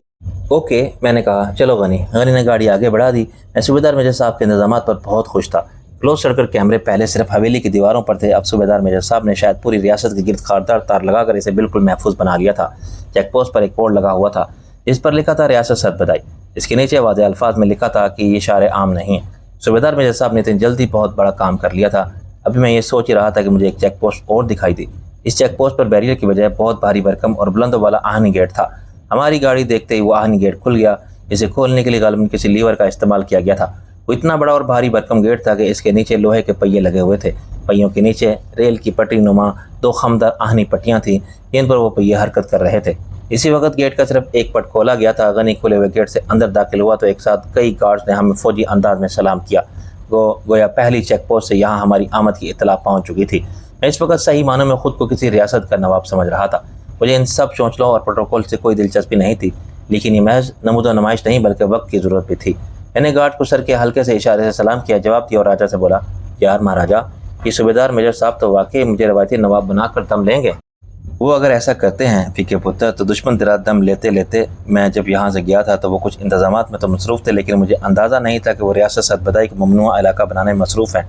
सर, अब तो परिंदा भी पर नहीं मार सकता। गनी ने खुश होकर कहा, मैं तो कब से यही सब कुछ करना चाहता था, लेकिन क्या? मुझे इस वक्त बिल्कुल अंदाज़ा नहीं था कि दुश्मन इस हद तक मेरी जान के दर पे हो जाएंगे। मैंने इसकी बात काट दी। फीके पुत्र, अभी जो ट्रॉलर धमाके से उड़ा है ना, मेरी समझ में अब तक वो वाक़या भी नहीं आया था। यार, मैं अभी इस वक्त से यही सोच रहा हूँ। मैंने कहा ना कि मैं खुद भी अभी तक किसी नतीजे पर नहीं पहुँच सका हूँ कि वो ट्रॉलर क्या वाक़ई ख़राब हो गया था या पर इसे वहाँ जानबूझकर खड़ा किया गया था। फिर वो अचानक धमाके से फट भी गया। ये तो बाद में मालूम होगा कि इसमें कितनी गाड़ियों को नुकसान पहुँचा। मुमकिन है जान नुकसान भी हुआ हो। ये सारी रिपोर्ट नासिर और अहमद शाह ले आएंगे, राजा ने कहा। इस वक्त तक हम हवेली के सदर दरवाजे तक पहुँच चुके थे। हमारी गाड़ी देखते हवेली का सदर दरवाज़ा भी खुल गया। गनी गाड़ी वहाँ से सीधा पोर्च में ले गया। वहाँ खड़े हुए गार्ड ने आगे बढ़कर मेरे लिए दरवाज़ा खोला। मैं इस प्रोटोकॉल का आदी नहीं था, ना इसे पसंद करता था, इसलिए मुझे उलझन सी महसूस हो रही थी। मैं गाड़ी से नीचे उतरा तो सूबेदार मेजर साहब ने मेरा इस्तकबाल किया। आइए रफ़ीक मियाँ, वो मुस्कुरा कर बोले, कैसे हैं आप? मैं बिल्कुल खैरियत से हूँ। यहाँ क्या सूरत हाल है? सब कुछ कंट्रोल में है, सूबेदार मेजर साहब ने कहा। आपने तो यहाँ का नक्शा ही बदल दिया। मैंने कहा, आपने मुझसे कहा था कि हवेली की तरफ से बहुत ज़्यादा मोहतात रहने की ज़रूरत है। मैंने यही सोच कर सिक्योरिटी के फुल प्रूफ इंतजाम कर दिए हैं। इस वक्त तक नीलम गाड़ी से उतर कर हवेली की तरफ जा चुकी थी। थोड़ी देर बाद जब हवेली के बरामदे में पहुंचा तो वहाँ हवेली के तकरीबन सभी ख़वातीन मौजूद। कैसी हैं डॉक्टर साहबा? मैंने शहनाज से पूछा। अच्छी हूँ नवाब साहब, शहनाज ने भी इसी लहजे में जवाब दिया। फिर मुझे डॉक्टर शहला दिखाई दी। اس نے مجھے سلام کیا تو میں اس کے اسلام کا جواب دے کر ٹینا کی طرف متوجہ ہو گیا۔ تم کیسی ہو ٹینا؟ ایک دم فائن، ٹینا مسکرا کر میں اپنے کمرے کی طرف بڑھتے ہوئے نیلم سے بولا، ریشم سے کہو ہمارے لیے ذرا اچھی سی کافی بنائے، رات بہت ہو گئی ہے فکے پتر۔ راجا نے کہا، ریشم تو اب سو چکی ہوگی، مجھے تو شدید بھوک لگی ہے تو کافی کی فرمائش کر رہا ہے۔ پھر وہ نیلم سے بولا، تم کھانے کا انتظام کرو۔ جی صاحب، نیلم نے کہا اور وہاں سے چلی گئی۔ ڈاکٹر شناز وغیرہ اس وقت تک کیوں جاگ رہی ہیں؟ میں نے اپنا کوٹ اتار کر کسی کرسی کی پشت پر ڈالتے ہوئے پوچھا۔ بھائی نواب رفیق احمد شرازی اپنی حویلی میں تشریف لائے ہیں، راجا نے طنزیہ لہجے میں کہا۔ وہ لوگ نواب صاحب کے استقبال کی خاطر جاگ رہی ہوں گی۔ اچھا یہ تن چھوڑو، ناصر کو کال کر کے معلوم کرو کہ وہ اس وقت کہاں ہے۔ یہ کام میں تیرے کہنے سے پہلے کر چکا ہوں، راجا نے جواب دیا۔ ناصر اور احمد شاہ دونوں بس پہنچنے ہی والے ہوں گے۔ یار پھر کچھ صبر کر لے، ہم لوگ ناصر کے ساتھ ہی کھانا کھا لیں گے۔ پھر کچھ صبر کر لے، ہم لوگ ناصر کے ساتھ ہی کھانا کھا لیں گے۔ میں نے گرم پانی سے غسل کیا تو میری ساری تھکن اتر گئی۔ یوں بھی صد بدائی پہنچ کر مجھے عجیب سے سکون کا احساس ہوا تھا۔ میں باتھ روم سے نکلا تو نیلم کھانا لگا چکی تھی، ناصر اور احمد شاہ بھی پہنچ چکے تھے۔ ناصر، میں نے کھانے کی میز پر پہنچ کر پوچھا، کچھ معلوم ہوا کوئی دھماکہ کیسا تھا؟ اس ٹالر میں کسی نے ریموٹ کنٹرول بم فٹ کر دیا تھا۔ ابھی تک یہ معلوم نہیں ہو سکا تھا کہ اس بم کا ٹارگٹ کون تھا۔ دھماکے سے دیگر گاڑیوں کو نقصان بھی پہنچا ہوگا؟ میں نے پوچھا۔ جی ہاں، دھماکے سے 2 گاڑیوں کو شدید نقصان پہنچا ہے اور ان میں سے 100 سوار افراد شدید زخمی ہو گئے۔ زخمیوں میں سے ایک شخص کی حالت نازک ہے۔ یہ ساری اطلاع تمہیں سڑک پر کھڑے کھڑے مل گئی؟ میں نے ہنس کر پوچھا۔ اور تمہارے ساتھ وہ دوسرا شخص کون تھا؟ وہ میرا ایک صحافی دوست تھا سر، ناصر نے جواب دیا۔ اس کی گاڑی خراب ہو گئی تھی اس لیے میں نے اسے دینا تک لفٹ دے دی تھی۔ پھر وہ ہنس کر بولا، صحافی ہونے کا بس یہی فائدہ ہے، دنیا بھر کی اطلاعات ایک فون کال پر مل جاتی ہیں۔ لیکن تم تو خود جائے وحدت پر موجود تھے۔ میں نے کہا، میں اگر کوشش کرتا تو مجھے اس سے زیادہ اطلاعات مل سکتی تھی۔ ناصر نے کہا، اس چکر میں میرے مزید 2 گھنٹے ضائع ہوتے، یہ کوئی اتنی اہم خبر نہیں ہے۔ ملک میں تو آئے دن دھماکے اور خودکش حملے ہوتے رہتے ہیں۔ میں کبھی کبھی سوچتا ہوں کہ ہم کتنے بے حس ہو چکے ہیں۔ اس دھماکے میں خدا نخواستہ اگر زیادہ تباہی پھیلتی، زیادہ انسانی جانیں ضائع ہوتی تو اس خبر کی اہمیت کچھ اور ہی ہوتی۔ اب بھی وہاں مختلف ٹی وی چینلز کی ٹیمیں اور رپورٹرز پہنچ چکے ہوں گے۔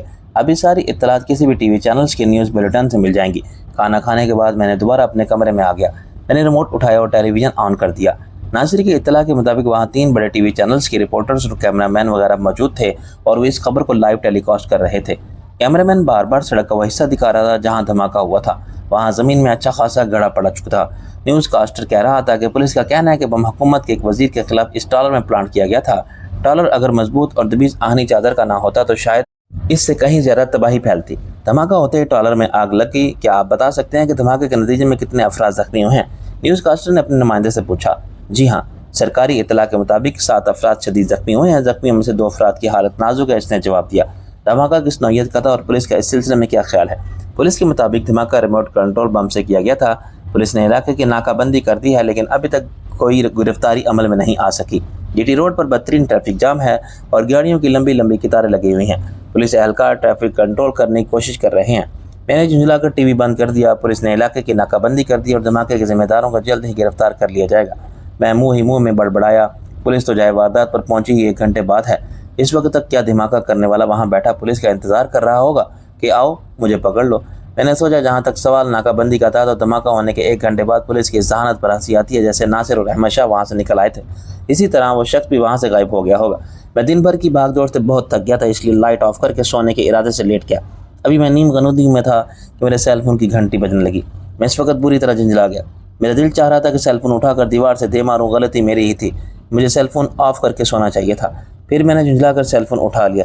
اسکرین پر شامی کا نام دیکھ کر میں چونک اٹھا۔ ہیلو شامی، میں نے سیل فون کان سے لگاتے ہوئے کہا۔ نواب بھائی، آپ خیریت سے تو ہیں؟ شامی نے پوچھا۔ ہاں، میں اور تمام لوگ خیریت سے صد بدائی پہنچ چکے ہیں۔ پھر میں ہنس کر بولا، بھلے آدمی، تم صبح بھی تو فون کر سکتے تھے، میں اس وقت آپ کو کبھی ڈسٹرب نہ کرتا۔ شامی نے کہا، لیکن بات ہی کچھ ایسی تھی کہ مجھے اس وقت فون کرنا پڑا۔ اب آپ کی آواز سن کر جان میں جان آئی ہے۔ بات کیا ہے شامی بادشاہ؟ میں نے پوچھا۔ تم جیسا آدمی بھی ایسی باتیں کر رہا ہے؟ نواب بھائی، مجھے ابھی تھوڑی دیر پہلے معلوم ہوا کہ دشمنوں کو آپ کی روانگی کی اطلاع مل گئی ہے۔ انہوں نے جی ٹی روڈ پر آپ کے لیے ایک خوفناک جال پھیلایا تھا۔ تمہارا مطلب ہے کہ وہ دھماکہ؟ ہاں نواب بھائی، شامی نے کہا، مجھے اپنے کچھ ذرائع سے اطلاع ملی تھی کہ دشمن آج آپ پر بھرپور انداز میں وار کرے۔ میں تو اطلاع دینے والے پر برس پڑا کہ اتنی اہم خبر تم مجھے اب دے رہے ہو۔ مجھے قتل کرنے کا ان لوگوں نے پورا سامان کر دیا تھا شامی بادشاہ، میں نے تلخ لہجے میں کہا۔ لیکن میرے خلاف منصوبہ بندی کرنے والے شاید کیا بلکہ یقیناً یہ بھلا بیٹھے کہ زندگی اور موت ان کے ہاتھ میں نہیں بلکہ اللہ کے ہاتھ پہ ہے۔ نواب بھائی، میں تو بہت پریشان ہو گیا تھا، شامی نے کہا۔ پھر ٹی وی پر اس حادثے کی تصدیق بھی ہو گئی کہ میں پاگل ہو گیا۔ اللہ کا لاکھ شکر ہے کہ آپ بچ گئے ہو نواب بھائی، واقعی اللہ کا احسان ہے مجھ پر، میں نے کہا۔ لیکن شامی بادشاہ، میرا تو ایمان اس بات پر ہے کہ انسان کی جو رات قبر سے باہر ہو، اسے دنیا کی تمام سپر پاورز مل کر بھی قبر میں نہیں پہنچا سکتی۔ پھر میں چونک کر بولا، تم ابھی 1-2 دن اس سامان کو لے کر سد بدائی مت آنا، میں اتنا کم عقل اور غیر محتاط نہیں ہوں نواب بھائی، شامی نے کہا۔ میں اس وقت تک وہ سامان لے کر نہیں نکلوں گا جب تک مجھے راستہ صاف ہونے کا یقین نہ ہو جائے۔ یار شامی بادشاہ، میں نے پرخیال انداز میں کہا، میری سمجھ میں نہیں آیا کہ دشمنوں کو ہماری روانگی کی اطلاع کیسے مل گئی۔ میرے لہجے میں الجھن تھی۔ یہ کوئی سمجھ میں نہ آنے والا معاملہ نہیں نواب بھائی، ہمارا وہ ٹھکانہ دشمنوں کی نظر میں آ چکا تھا۔ ممکن ہے کہ وہاں کی نگرانی بھی ہو رہی ہو، یہ بھی ممکن ہے کہ اگر آپ آج وہاں سے نہ نکلتے تو آپ کے گھر ہی پر زبردست حملہ ہو جاتا۔ آپ کے دشمن کوئی چھوٹے موٹے چور اچکے نہیں ہیں، بلکہ گھاگ سیاستداں ہیں۔ وہ برسوں سے اس ملک کے عوام کو لوٹ رہے ہیں، لیکن اپنے پیچھے کوئی سراغ نہیں چھوڑتے۔ پاکستان کی کوئی عدالت بھی بغیر کسی ثبوت کے انہیں بری کرنے پر مجبور ہو گئی، لیکن اب ایسا نہیں ہو۔ میرے پاس ان کے کالے کرتوتوں کے ناقابل ترویج ثبوت بھی موجود ہیں۔ وہ چند دن مزید سکون سے رہ لیں، مناسب موقع آتے ہی میں ان کی گردنیں توڑ دوں گا۔ بس ایک دفعہ مجھے نور کا سراغ مل جائے، پھر میں ان حرامزادوں پر زمین تنگ کر دوں گا۔ میں دنیا کے آخری سرے تک ان کا پیچھا کروں گا۔ اس موقع پر شامی آپ سے 2 قدم آگے ہوگا۔ شامی نے کہا، میں جانتا ہوں شامی بادشاہ، میں نے ہنس کر کہا۔ میں نے یوں ہی تو تم پر اعتماد نہیں کیا۔ پھر میں نے کچھ توقف کے بعد کہا، خیریت معلوم کرنے کا بہت بہت شکریہ شامی اپنا نواب بھائی، اب آپ غیروں والی بات کر رہے ہیں۔ شامی نے کچھ خفگی سے کہا، اچھا آپ ناراض ہونے کی ضرورت نہیں، آپ صبح فون پر بات ہوگی۔ نواب بھائی، مجھے تو بالکل دھیان نہیں رہا کہ اس وقت آپ سو رہے ہوں گے۔ اوکے شامی، میں نے ہنس کر کہا، اپنا خیال رکھنا۔ یہ کہہ کر میں نے سلسلہ منقطع کر دیا۔ اب نیند میری آنکھ سے اڑ گئی، جسے پر تھکن طاری تھی، لیکن دماغ مختلف خیالات کی اماج گاہ بنا ہوا تھا۔ آخر مجھ پر حملہ کون کرا سکتا ہے؟ کسے معلوم تھا کسی کے میں سد بدائی کے لیے نکل رہا ہوں؟ کہیں یہ خبر نادانستگی میں میرے ہی کسی اعتماد کے آدمی نے تو لیک نہیں کر دی؟ میں نے پولیس انسپکٹر کو بھی بتایا تھا کہ مجھے سد بدائی جانا ہے، لیکن میں نے اسے دن اور وقت نہیں بتایا تھا۔ پھر مجھے خیال آیا کہ میں نے ناصر سے کہا تھا فون پر، اس پولیس انسپکٹر کو اطلاع دے دو کہ میں سد بدائی جا رہا ہوں۔ وہ میرے مقتول گارڈز کی ڈیڈ باڈی لا رہا تھا، لیکن یہ اطلاع تو ناصر نے اس وقت دی تھی جب ہم لاہور سے سد بدائی کے لیے روانہ ہو چکے تھے۔ کہ اتنی جلدی وہ لوگ اس دھماکے کی منصوبہ بندی کر سکتے تھے؟ یہ ممکن نہیں تھا۔ پھر کیسے انہیں اطلاع مل گئی کہ میں سد بدائی جا رہا ہوں؟ میں سوچتا رہا اور الجھتا رہا۔ نیند میری آنکھوں سے اڑ چکی تھی، لیکن جسم پھوڑے کی طرح دکھ رہا تھا۔ میں نے سوچا کہ ہاسپٹل جا کر خواب آور گولیاں لے لوں، اس وقت کوئی نہ کوئی ڈاکٹر تو ڈیوٹی پر ضرور ہو۔ فضا میں اس وقت اچھی خاصی خنکی تھی۔ میں نے اپنا سلیپنگ گاؤن پہنا اور کمرے سے باہر نکل آیا۔ میں ہاسپٹل کی طرف بڑھا تو مجھے ایسا لگا جیسے کوئی اور بھی میرے تعاقب میں آ رہا ہو۔ میں ایک دم مرا تو میرے پیچھے آنے والا ساکت ہو گیا۔ وہ احمد شاہ تھا۔ دن بھر کی بھاگ دوڑ کے بعد اب وہ نائٹ ڈیوٹی بھی دے رہا تھا۔ مجھے اس پر ترس آ گیا۔ میں کوئی روایتی اور ظالم جاگیردار تو تھا نہیں کہ بس اپنی حفاظت کے لیے اپنے گارڈز کو جانور سمجھتا، ان سے یہ توقع رکھتا کہ وہ روبوٹ ہیں۔ احمد شاہ بھی میری طرح انسان تھا، میرے مقابلے میں اس نے دن بھر کہیں زیادہ بھاگ دوڑ کی تھی اور اب رات کے اس پہر بھی وہ ڈیوٹی پر موجود تھا۔ احمد شاہ، میں نے آہستہ سے اسے آواز دی۔ وہ فوراً ہی میرے سامنے پہنچ گیا۔ یس سر، تمہیں یہاں نائٹ ڈیوٹی کے لیے کس نے بھیجا ہے؟ میں نے سرد لہجے میں پوچھا۔ کسی نے بھی نہیں سر، احمد شاہ نے جواب دیا۔ ایک دفعہ آپ ہی نے تو حکم دیا تھا کہ آج کے بعد احمد شاہ رات کے وقت میرے کمرے پر پہرا دے گا۔ مجھے اپنی بات یاد آ گئی۔ میں نے کہا، اس کا مطلب یہ بھی نہیں احمد شاہ کہ تم دن رات جاگتے رہو، حویلی میں دوسرے گارڈ بھی تو موجود ہیں، تم جا کر آرام کرو اور سرور کو اپنی جگہ بھیج دو۔ یس سر، احمد شاہ نے مستعدی سے جواب دیا اور وہاں سے چلا گیا۔ میں بھی ہاسپٹل کی طرف روانہ ہو گیا۔ ہاسپٹل کا فاصلہ یہاں سے زیادہ نہیں تھا۔ ڈاکٹر شہناز، شیلا اور دوسرے ڈاکٹر دن میں کئی مرتبہ یہ فاصلہ طے کرتے تھے۔ میں شاید اس دن بہت تھکا ہوا تھا۔ میرا ذہن اگر تھکن کا شکار ہو تو پورا جسم ٹوٹنے لگتا ہے۔ ہاسپٹل کی عمارت میں داخلے کے لیے شیشے کا دروازہ لگا تھا۔ میں اس دروازے کو دھکیل کر کوریڈور میں داخل ہوا تو ڈیوٹی روم سے مجھے شہلا کی آواز سنائی دی۔ شہناز باجی، آپ کب تک اس گھورک دندے میں الجھی رہیں گی؟ کب تک اپنے جذبات کا خون کرتی رہیں گی؟ یہاں کے معاملات تو مجھے سلجھتے ہوئے نظر نہیں آتے، تو کیا آپ مزید 5-10 سال تک حالات بہتر ہونے کا انتظار کرتی رہیں گی؟ شہلا کا ایک ایک لفظ ذہن بھر کر میرے کانوں میں اتر رہا تھا۔ شہلا، شہناز نے سخت لہجے میں کہا، تم میرے اس مشن کو گورکھ دندہ کہہ رہی ہو؟ تم اگر یہاں سے فیڈ اپ ہو گئی ہو، بیزار ہو گئی ہو تو تم شوق سے واپس جا سکتی ہو۔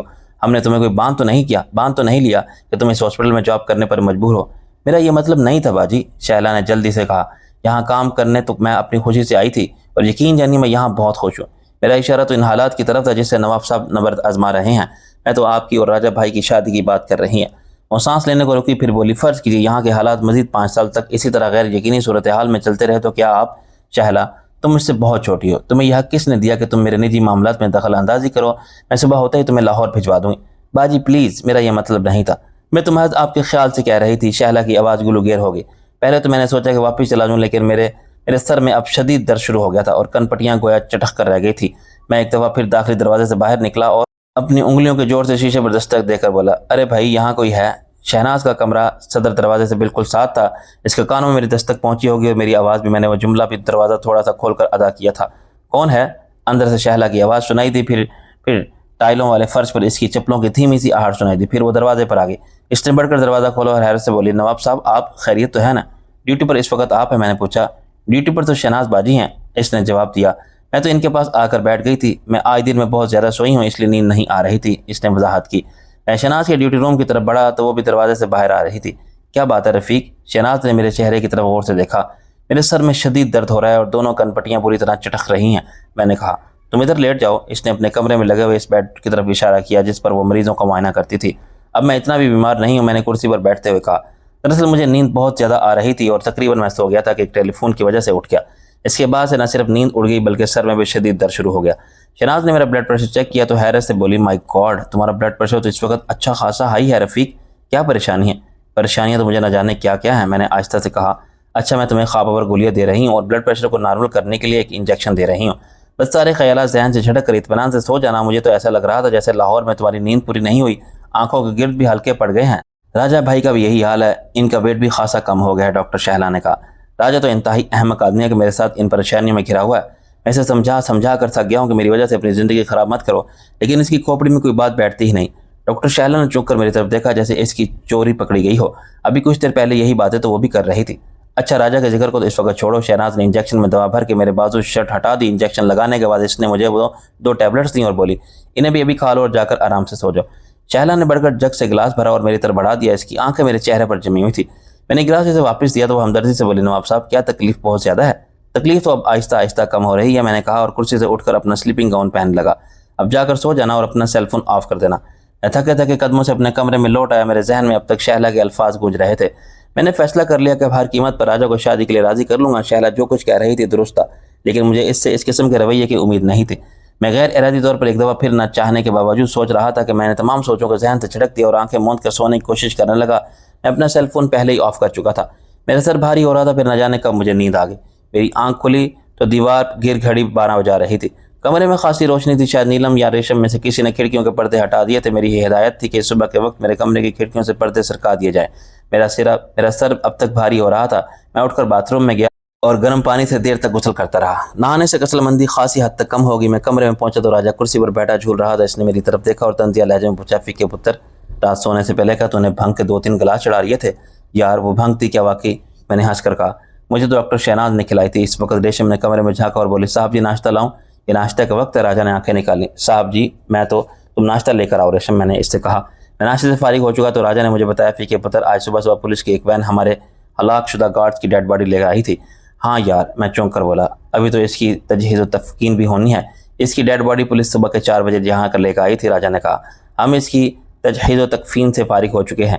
میری وجہ سے کتنے انسان موت کی بھینٹ چڑھتے جا رہے ہیں راجہ۔ فیکے پتر تو اس وقت کچھ مت سوچ، شہناز نے منع کیا ہے کہ تیرے ذہن پر زور ذرا بھی دباؤ نہیں پڑنا چاہیے۔ شہناز کا نام سن کر مجھے شہلا کی گفتگو یاد آئی، واقعی میری وجہ سے راجہ، شہناز اور کتنے ہی لوگ پریشان تھے۔ میں نے راجہ سے کہا، راجہ ایک بات کہوں، برا تو نہیں مانے گا؟ تیری بات پر منحصر ہے یار، راجہ نے بے نیازی سے کہا۔ ہو سکتا ہے میں تیری وہ بات ہنس کر برداشت کر لوں، اور فیکے پتر یہ بھی ہو سکتا ہے کہ میں وہ بات سن کر تیرا سر توڑ دوں۔ راجہ کے لہجے میں شوخی تھی۔ تو جانتا ہے کہ میں برا مانتا ہوں تو نخریلی لڑکیوں کی طرح منہ نہیں پھیلاتا، بلکہ سامنے والے کا منہ توڑنے کی کوشش کرتا ہوں۔ اب بول، اس بات کو مذاق میں مت لینا راجہ، میں بہت سیریس ہوں۔ اب پھوڑ بھی چک، راجہ نے جھنجھلا کر کہا۔ میں تیری بات پر برا مانوں یا نہ مانوں، لیکن تیرے اس انداز پر ضرور برا مان جاؤں گا۔ تو شہناز سے شادی کر لے، میں نے سنجیدگی سے کہا۔ میں شہنازی سے شادی کروں گا یار، راجہ نے تصحیح کم اس لہجے میں کہا۔ فیکے پتر تجھے یہ شبہ کیوں ہو گیا کہ میں کسی اور سے شادی کرنے والا ہوں؟ سیریس ہو جائے یار راجہ، میں نے جھنجھلا کر کہا۔ تو شہناز سے اسی ہفتے شادی کر لے، میں نے کہا۔ یہ میری خواہش ہے۔ تو یوں کہہ رہا ہے جیسے فلموں میں بیمار مائیں اپنے بیٹوں کی خوشامد کرتی ہیں کہ بیٹا شادی کر لے، یہ میری زندگی کی آخری خواہش ہے تاکہ میں آرام سے مر سکوں۔ ہاں یہ میری زندگی کی آخری خواہش ہے، میں نے چیخ کر کہا۔ تجھے شہناز سے شادی کرنا پڑے گی۔ تو نے کوئی ایسا ویسا خواب تو نہیں دیکھ لیا فیکے پتر؟ راجہ نے ہنس کر کہا۔ ویسے خوابوں کی تعبیر ہمیشہ الٹی ہوتی ہے، بات کو مذاق میں مت اڑا یار راجہ، میں نے کہا۔ تجھے اسی ہفتے شادی کرنا ہوگی، میں نے ایک ایک لفظ پر زور دے کر کہا۔ راجہ نے چونک کر مجھے دیکھا، پھر سنجیدہ ہو کر بولا، اور اگر میں ایسا نہ کروں تو پھر تیرے اور میرے راستے الگ ہوں گے۔ میں نے یہ جملہ بھی انتہائی سنجیدگی سے کہا۔ راجہ چند لمحے تک مبہوت ہو کر مجھے دیکھتا رہا، پھر بولا، اگر ہماری برسوں کی دوستی محض اس ایک بات پر قائم تھی تو مجھے افسوس ہو رہا ہے کہ میں نے تجھ سے دوستی کیوں کی۔ وہ چند لمحے توقف کے بعد بولا، ایسے کتنے ہی موقع ہیں جب میں نے تجھ سے کہا کہ فیکے شادی کر لے۔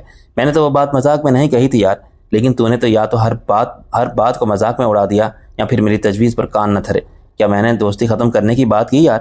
وہ بات اور تھی، میں نے کہا۔ کیا واقعی؟ راجہ نے منہ بنا کر کہا۔ اس لیے کہ تو نواب اور لاڈ ہے، اور بڑے لوگ اپنے غریب دوستوں کی بات سن تو لیتے ہیں لیکن اسے جوتے کی نوک پر مارتے ہیں۔ بات کو دوسرا رنگ دینے کی کوشش مت کر راجا، میں نے چیخ کر کہا۔ تجھے میری بات ماننا ہی پڑے گی، اس سے پہلے ہی میں یہاں سے چلا جاؤں گا۔ راجا نے کہا، میری اور تیری دوستی یہیں تک تھی، راجا نے بھرائی ہوئی آواز میں کہا اور بچوں کی طرح آنسو بہانے لگا۔ راجا میری بات تو سن یار، میں نے اس کا ہاتھ پکڑنا چاہا، اس نے بری طرح میرا ہاتھ جھٹک دیا۔ آج کے بعد راجا تیرے لیے مر گیا۔ اس نے اپنے آنسو صاف کیے۔ اس وقت شہناز کمرے میں داخل ہوئی اور کمرے کا منظر دیکھ کر حیران رہ گئی۔ یہ تم لوگ چیخ پکار کیوں کر رہے ہو؟ شہناز نے کہا۔ اپنا سامان باندھو اور چلنے کی تیاری کرو، راجا نے شہناز سے کہا۔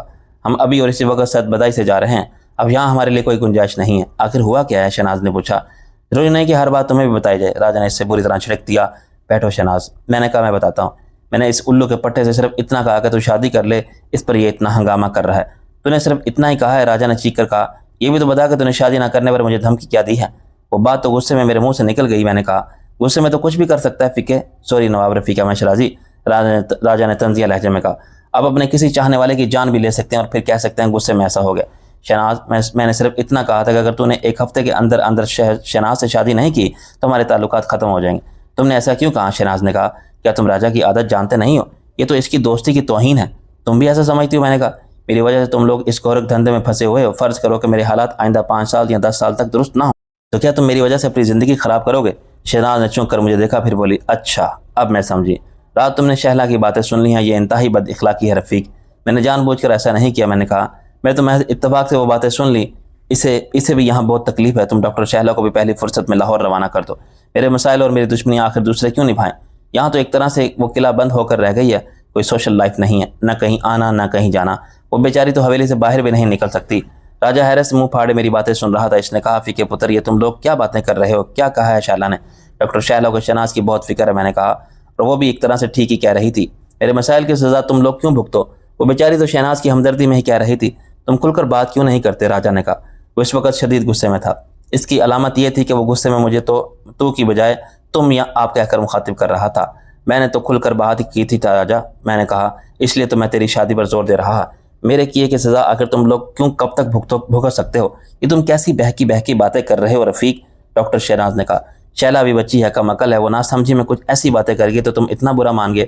میں نے بالکل برا نہیں مانا، بلکہ میں تو شرمندہ ہو گیا ہوں۔ اس کی ایک بات درست تھی، میں آج ہی شیلا کو لاہور بھجوا دیتی ہوں۔ شہناز نے کہا۔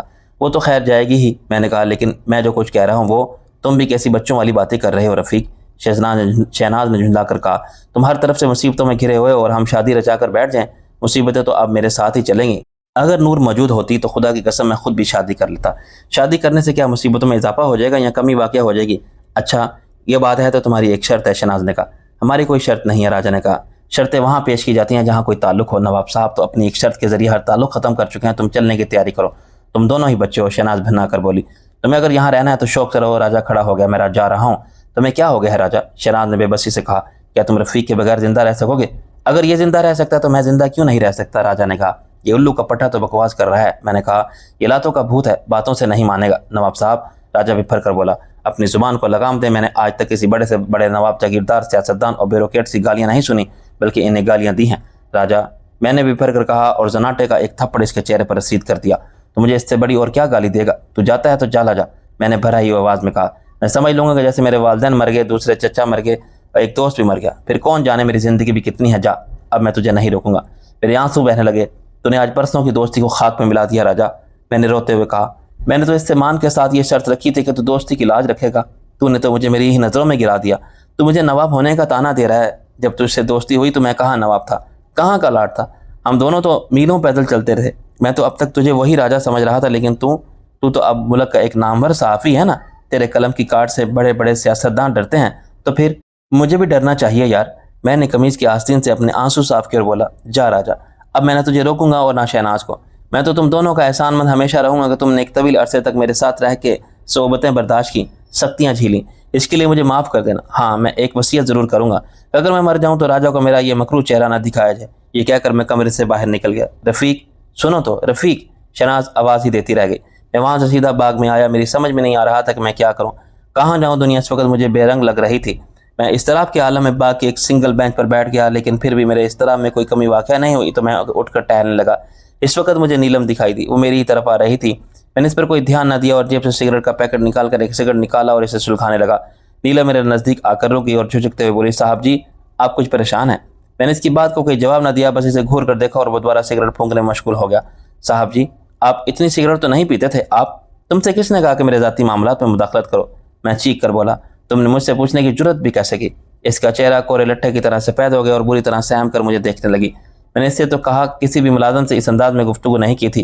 क्या तुम्हें नहीं मालूम कि मालिक जब तक किसी मुलाजिम को तलब न करे मुलाजिम को इसके सामने नहीं आना चाहिए, और बाग का ये हिस्सा तो हवेली के हर मुलाजिम के लिए ममनू हिस्सा है। तुम यहाँ तक आई कैसे? इलम खौफ के मारे बुरी तरह कांपने लगी। मैंने चीख कर कहा, सरवर 1 मिनट से भी कम अरसे में वहाँ पहुँच। वो गालिबन बहुत तेज़ी से भागता हुआ आया था, इसका सांस पूरी तरह फूला हुआ था। जी सर, इसने मुस्तैदी से कहा। ये लड़की यहाँ तक कैसे पहुँची? मैंने चीख कर नीलम की तरफ इशारा किया। क्या मुझे याद दिलाना पड़ेगा कि तुम्हारी जिम्मेदारी क्या है? सरवर ने एक नज़र नीलम की तरफ देखा जो अब बेहोश होने के नज़दीक थी, फिर आहिस्ता से बोला, सर माफ़ी चाहता हूँ, मैं समझा कि इसे आपने खुद तलब किया है। तुम सब निकम्मे हो गए, मैं थाड़ कर बोला। इस वक्त शहनाज वहाँ आ गई। इसने सरवर से कहा, सरवर तुम यहाँ से जाओ, नीलम तुम भी जाओ। इसकी बात सुनते ही नीलम यूं गिरती पड़ती वहाँ से गई जैसे इसे अपने कदमों पर इख्तियार ना हो। तुम राजा का गुस्सा दूसरे लोगों पर क्यों उतार रहे हो? शहनाज ने कहा। नीलम की हालत देखी है, मुझे तो शुबा हो रहा है कहीं इसकी हरकतें कल भी बंद ना हो जाए। तुम तो वाकई नवाब बन गए हो रफ़ीक। अचानक गनी तेजी से वहाँ आया और शहनाज से बोला, डॉक्टर साहबा, वो सरवर बता रहा है कि नीलम की हालत ख़राब हो गई है। सरवर इसे उठाकर हॉस्पिटल की तरफ ले गया है। मैं देखती हूँ, शहनाज ने कहा। फिर मुझसे बोली, देखा तुमने, लेकिन तुम्हें क्या फ़र्क पड़ेगा? वो मरे या जिए, नवाबों और जागीरों के मुलाजमीन मरते ही रहते हैं। ये क्या कर वतन दिया नज़रों से मेरी तरफ देखते हुए वहाँ से चली गई। मेरी समझ में नहीं आ रहा था कि मैं क्या करूँ। मेरा मूड देख कर गनी भी वहाँ से खिसक गया। मैंने अचानक सदबदाई छोड़ने का फैसला कर लिया। मैं इस जागीर से तंग आ गया था। इसे पाने के बाद मैंने अपने बहुत से रिश्ते खो दिए थे। मुझे राबिया याद आई। अगर यह जागीर ना होती तो मेरी इससे कभी दुश्मनी ना होती। इस जागीर की वजह से न जाने कितने लोग मारे गए थे और न जाने आइंदा कितने मारे जाने वाले थे। मुमकिन है ये जागीर ही मेरी जान भी ले ले। मेरी आधी जान तो राजा से ताल्लुक़ टूटने के बाद निकल ही चुकी थी। मैंने सोचा था कि यहाँ से लाहौर जाऊँगा, वहाँ किसी गुमनाम गोशे में रह नूर को तलाश करूँगा, फिर इसके साथ लंदन जाऊँगा और ये जागीर ट्रस्ट के नाम कर दूँगा। मैंने ये सोचकर गनी को आवाज़ दी। गनी की बजाय सरवर दौड़ा हुआ आया और बोला, यस सर। गनी कहाँ है? मैंने दुरुस्त लहजे में पूछा। मैं गनी को भेजता हूँ सर, सरवर ने कहा और भागता हुआ वहाँ से चला गया। मेरा रवैया इसके लिए भी नाकाबिल फ़हम था। इसके चेहरे के तासुरात से इसका इजहार हो रहा था। थोड़ी देर बाद गनी भी वहाँ आ गया। वो भी बुरी तरह हाँप रहा था।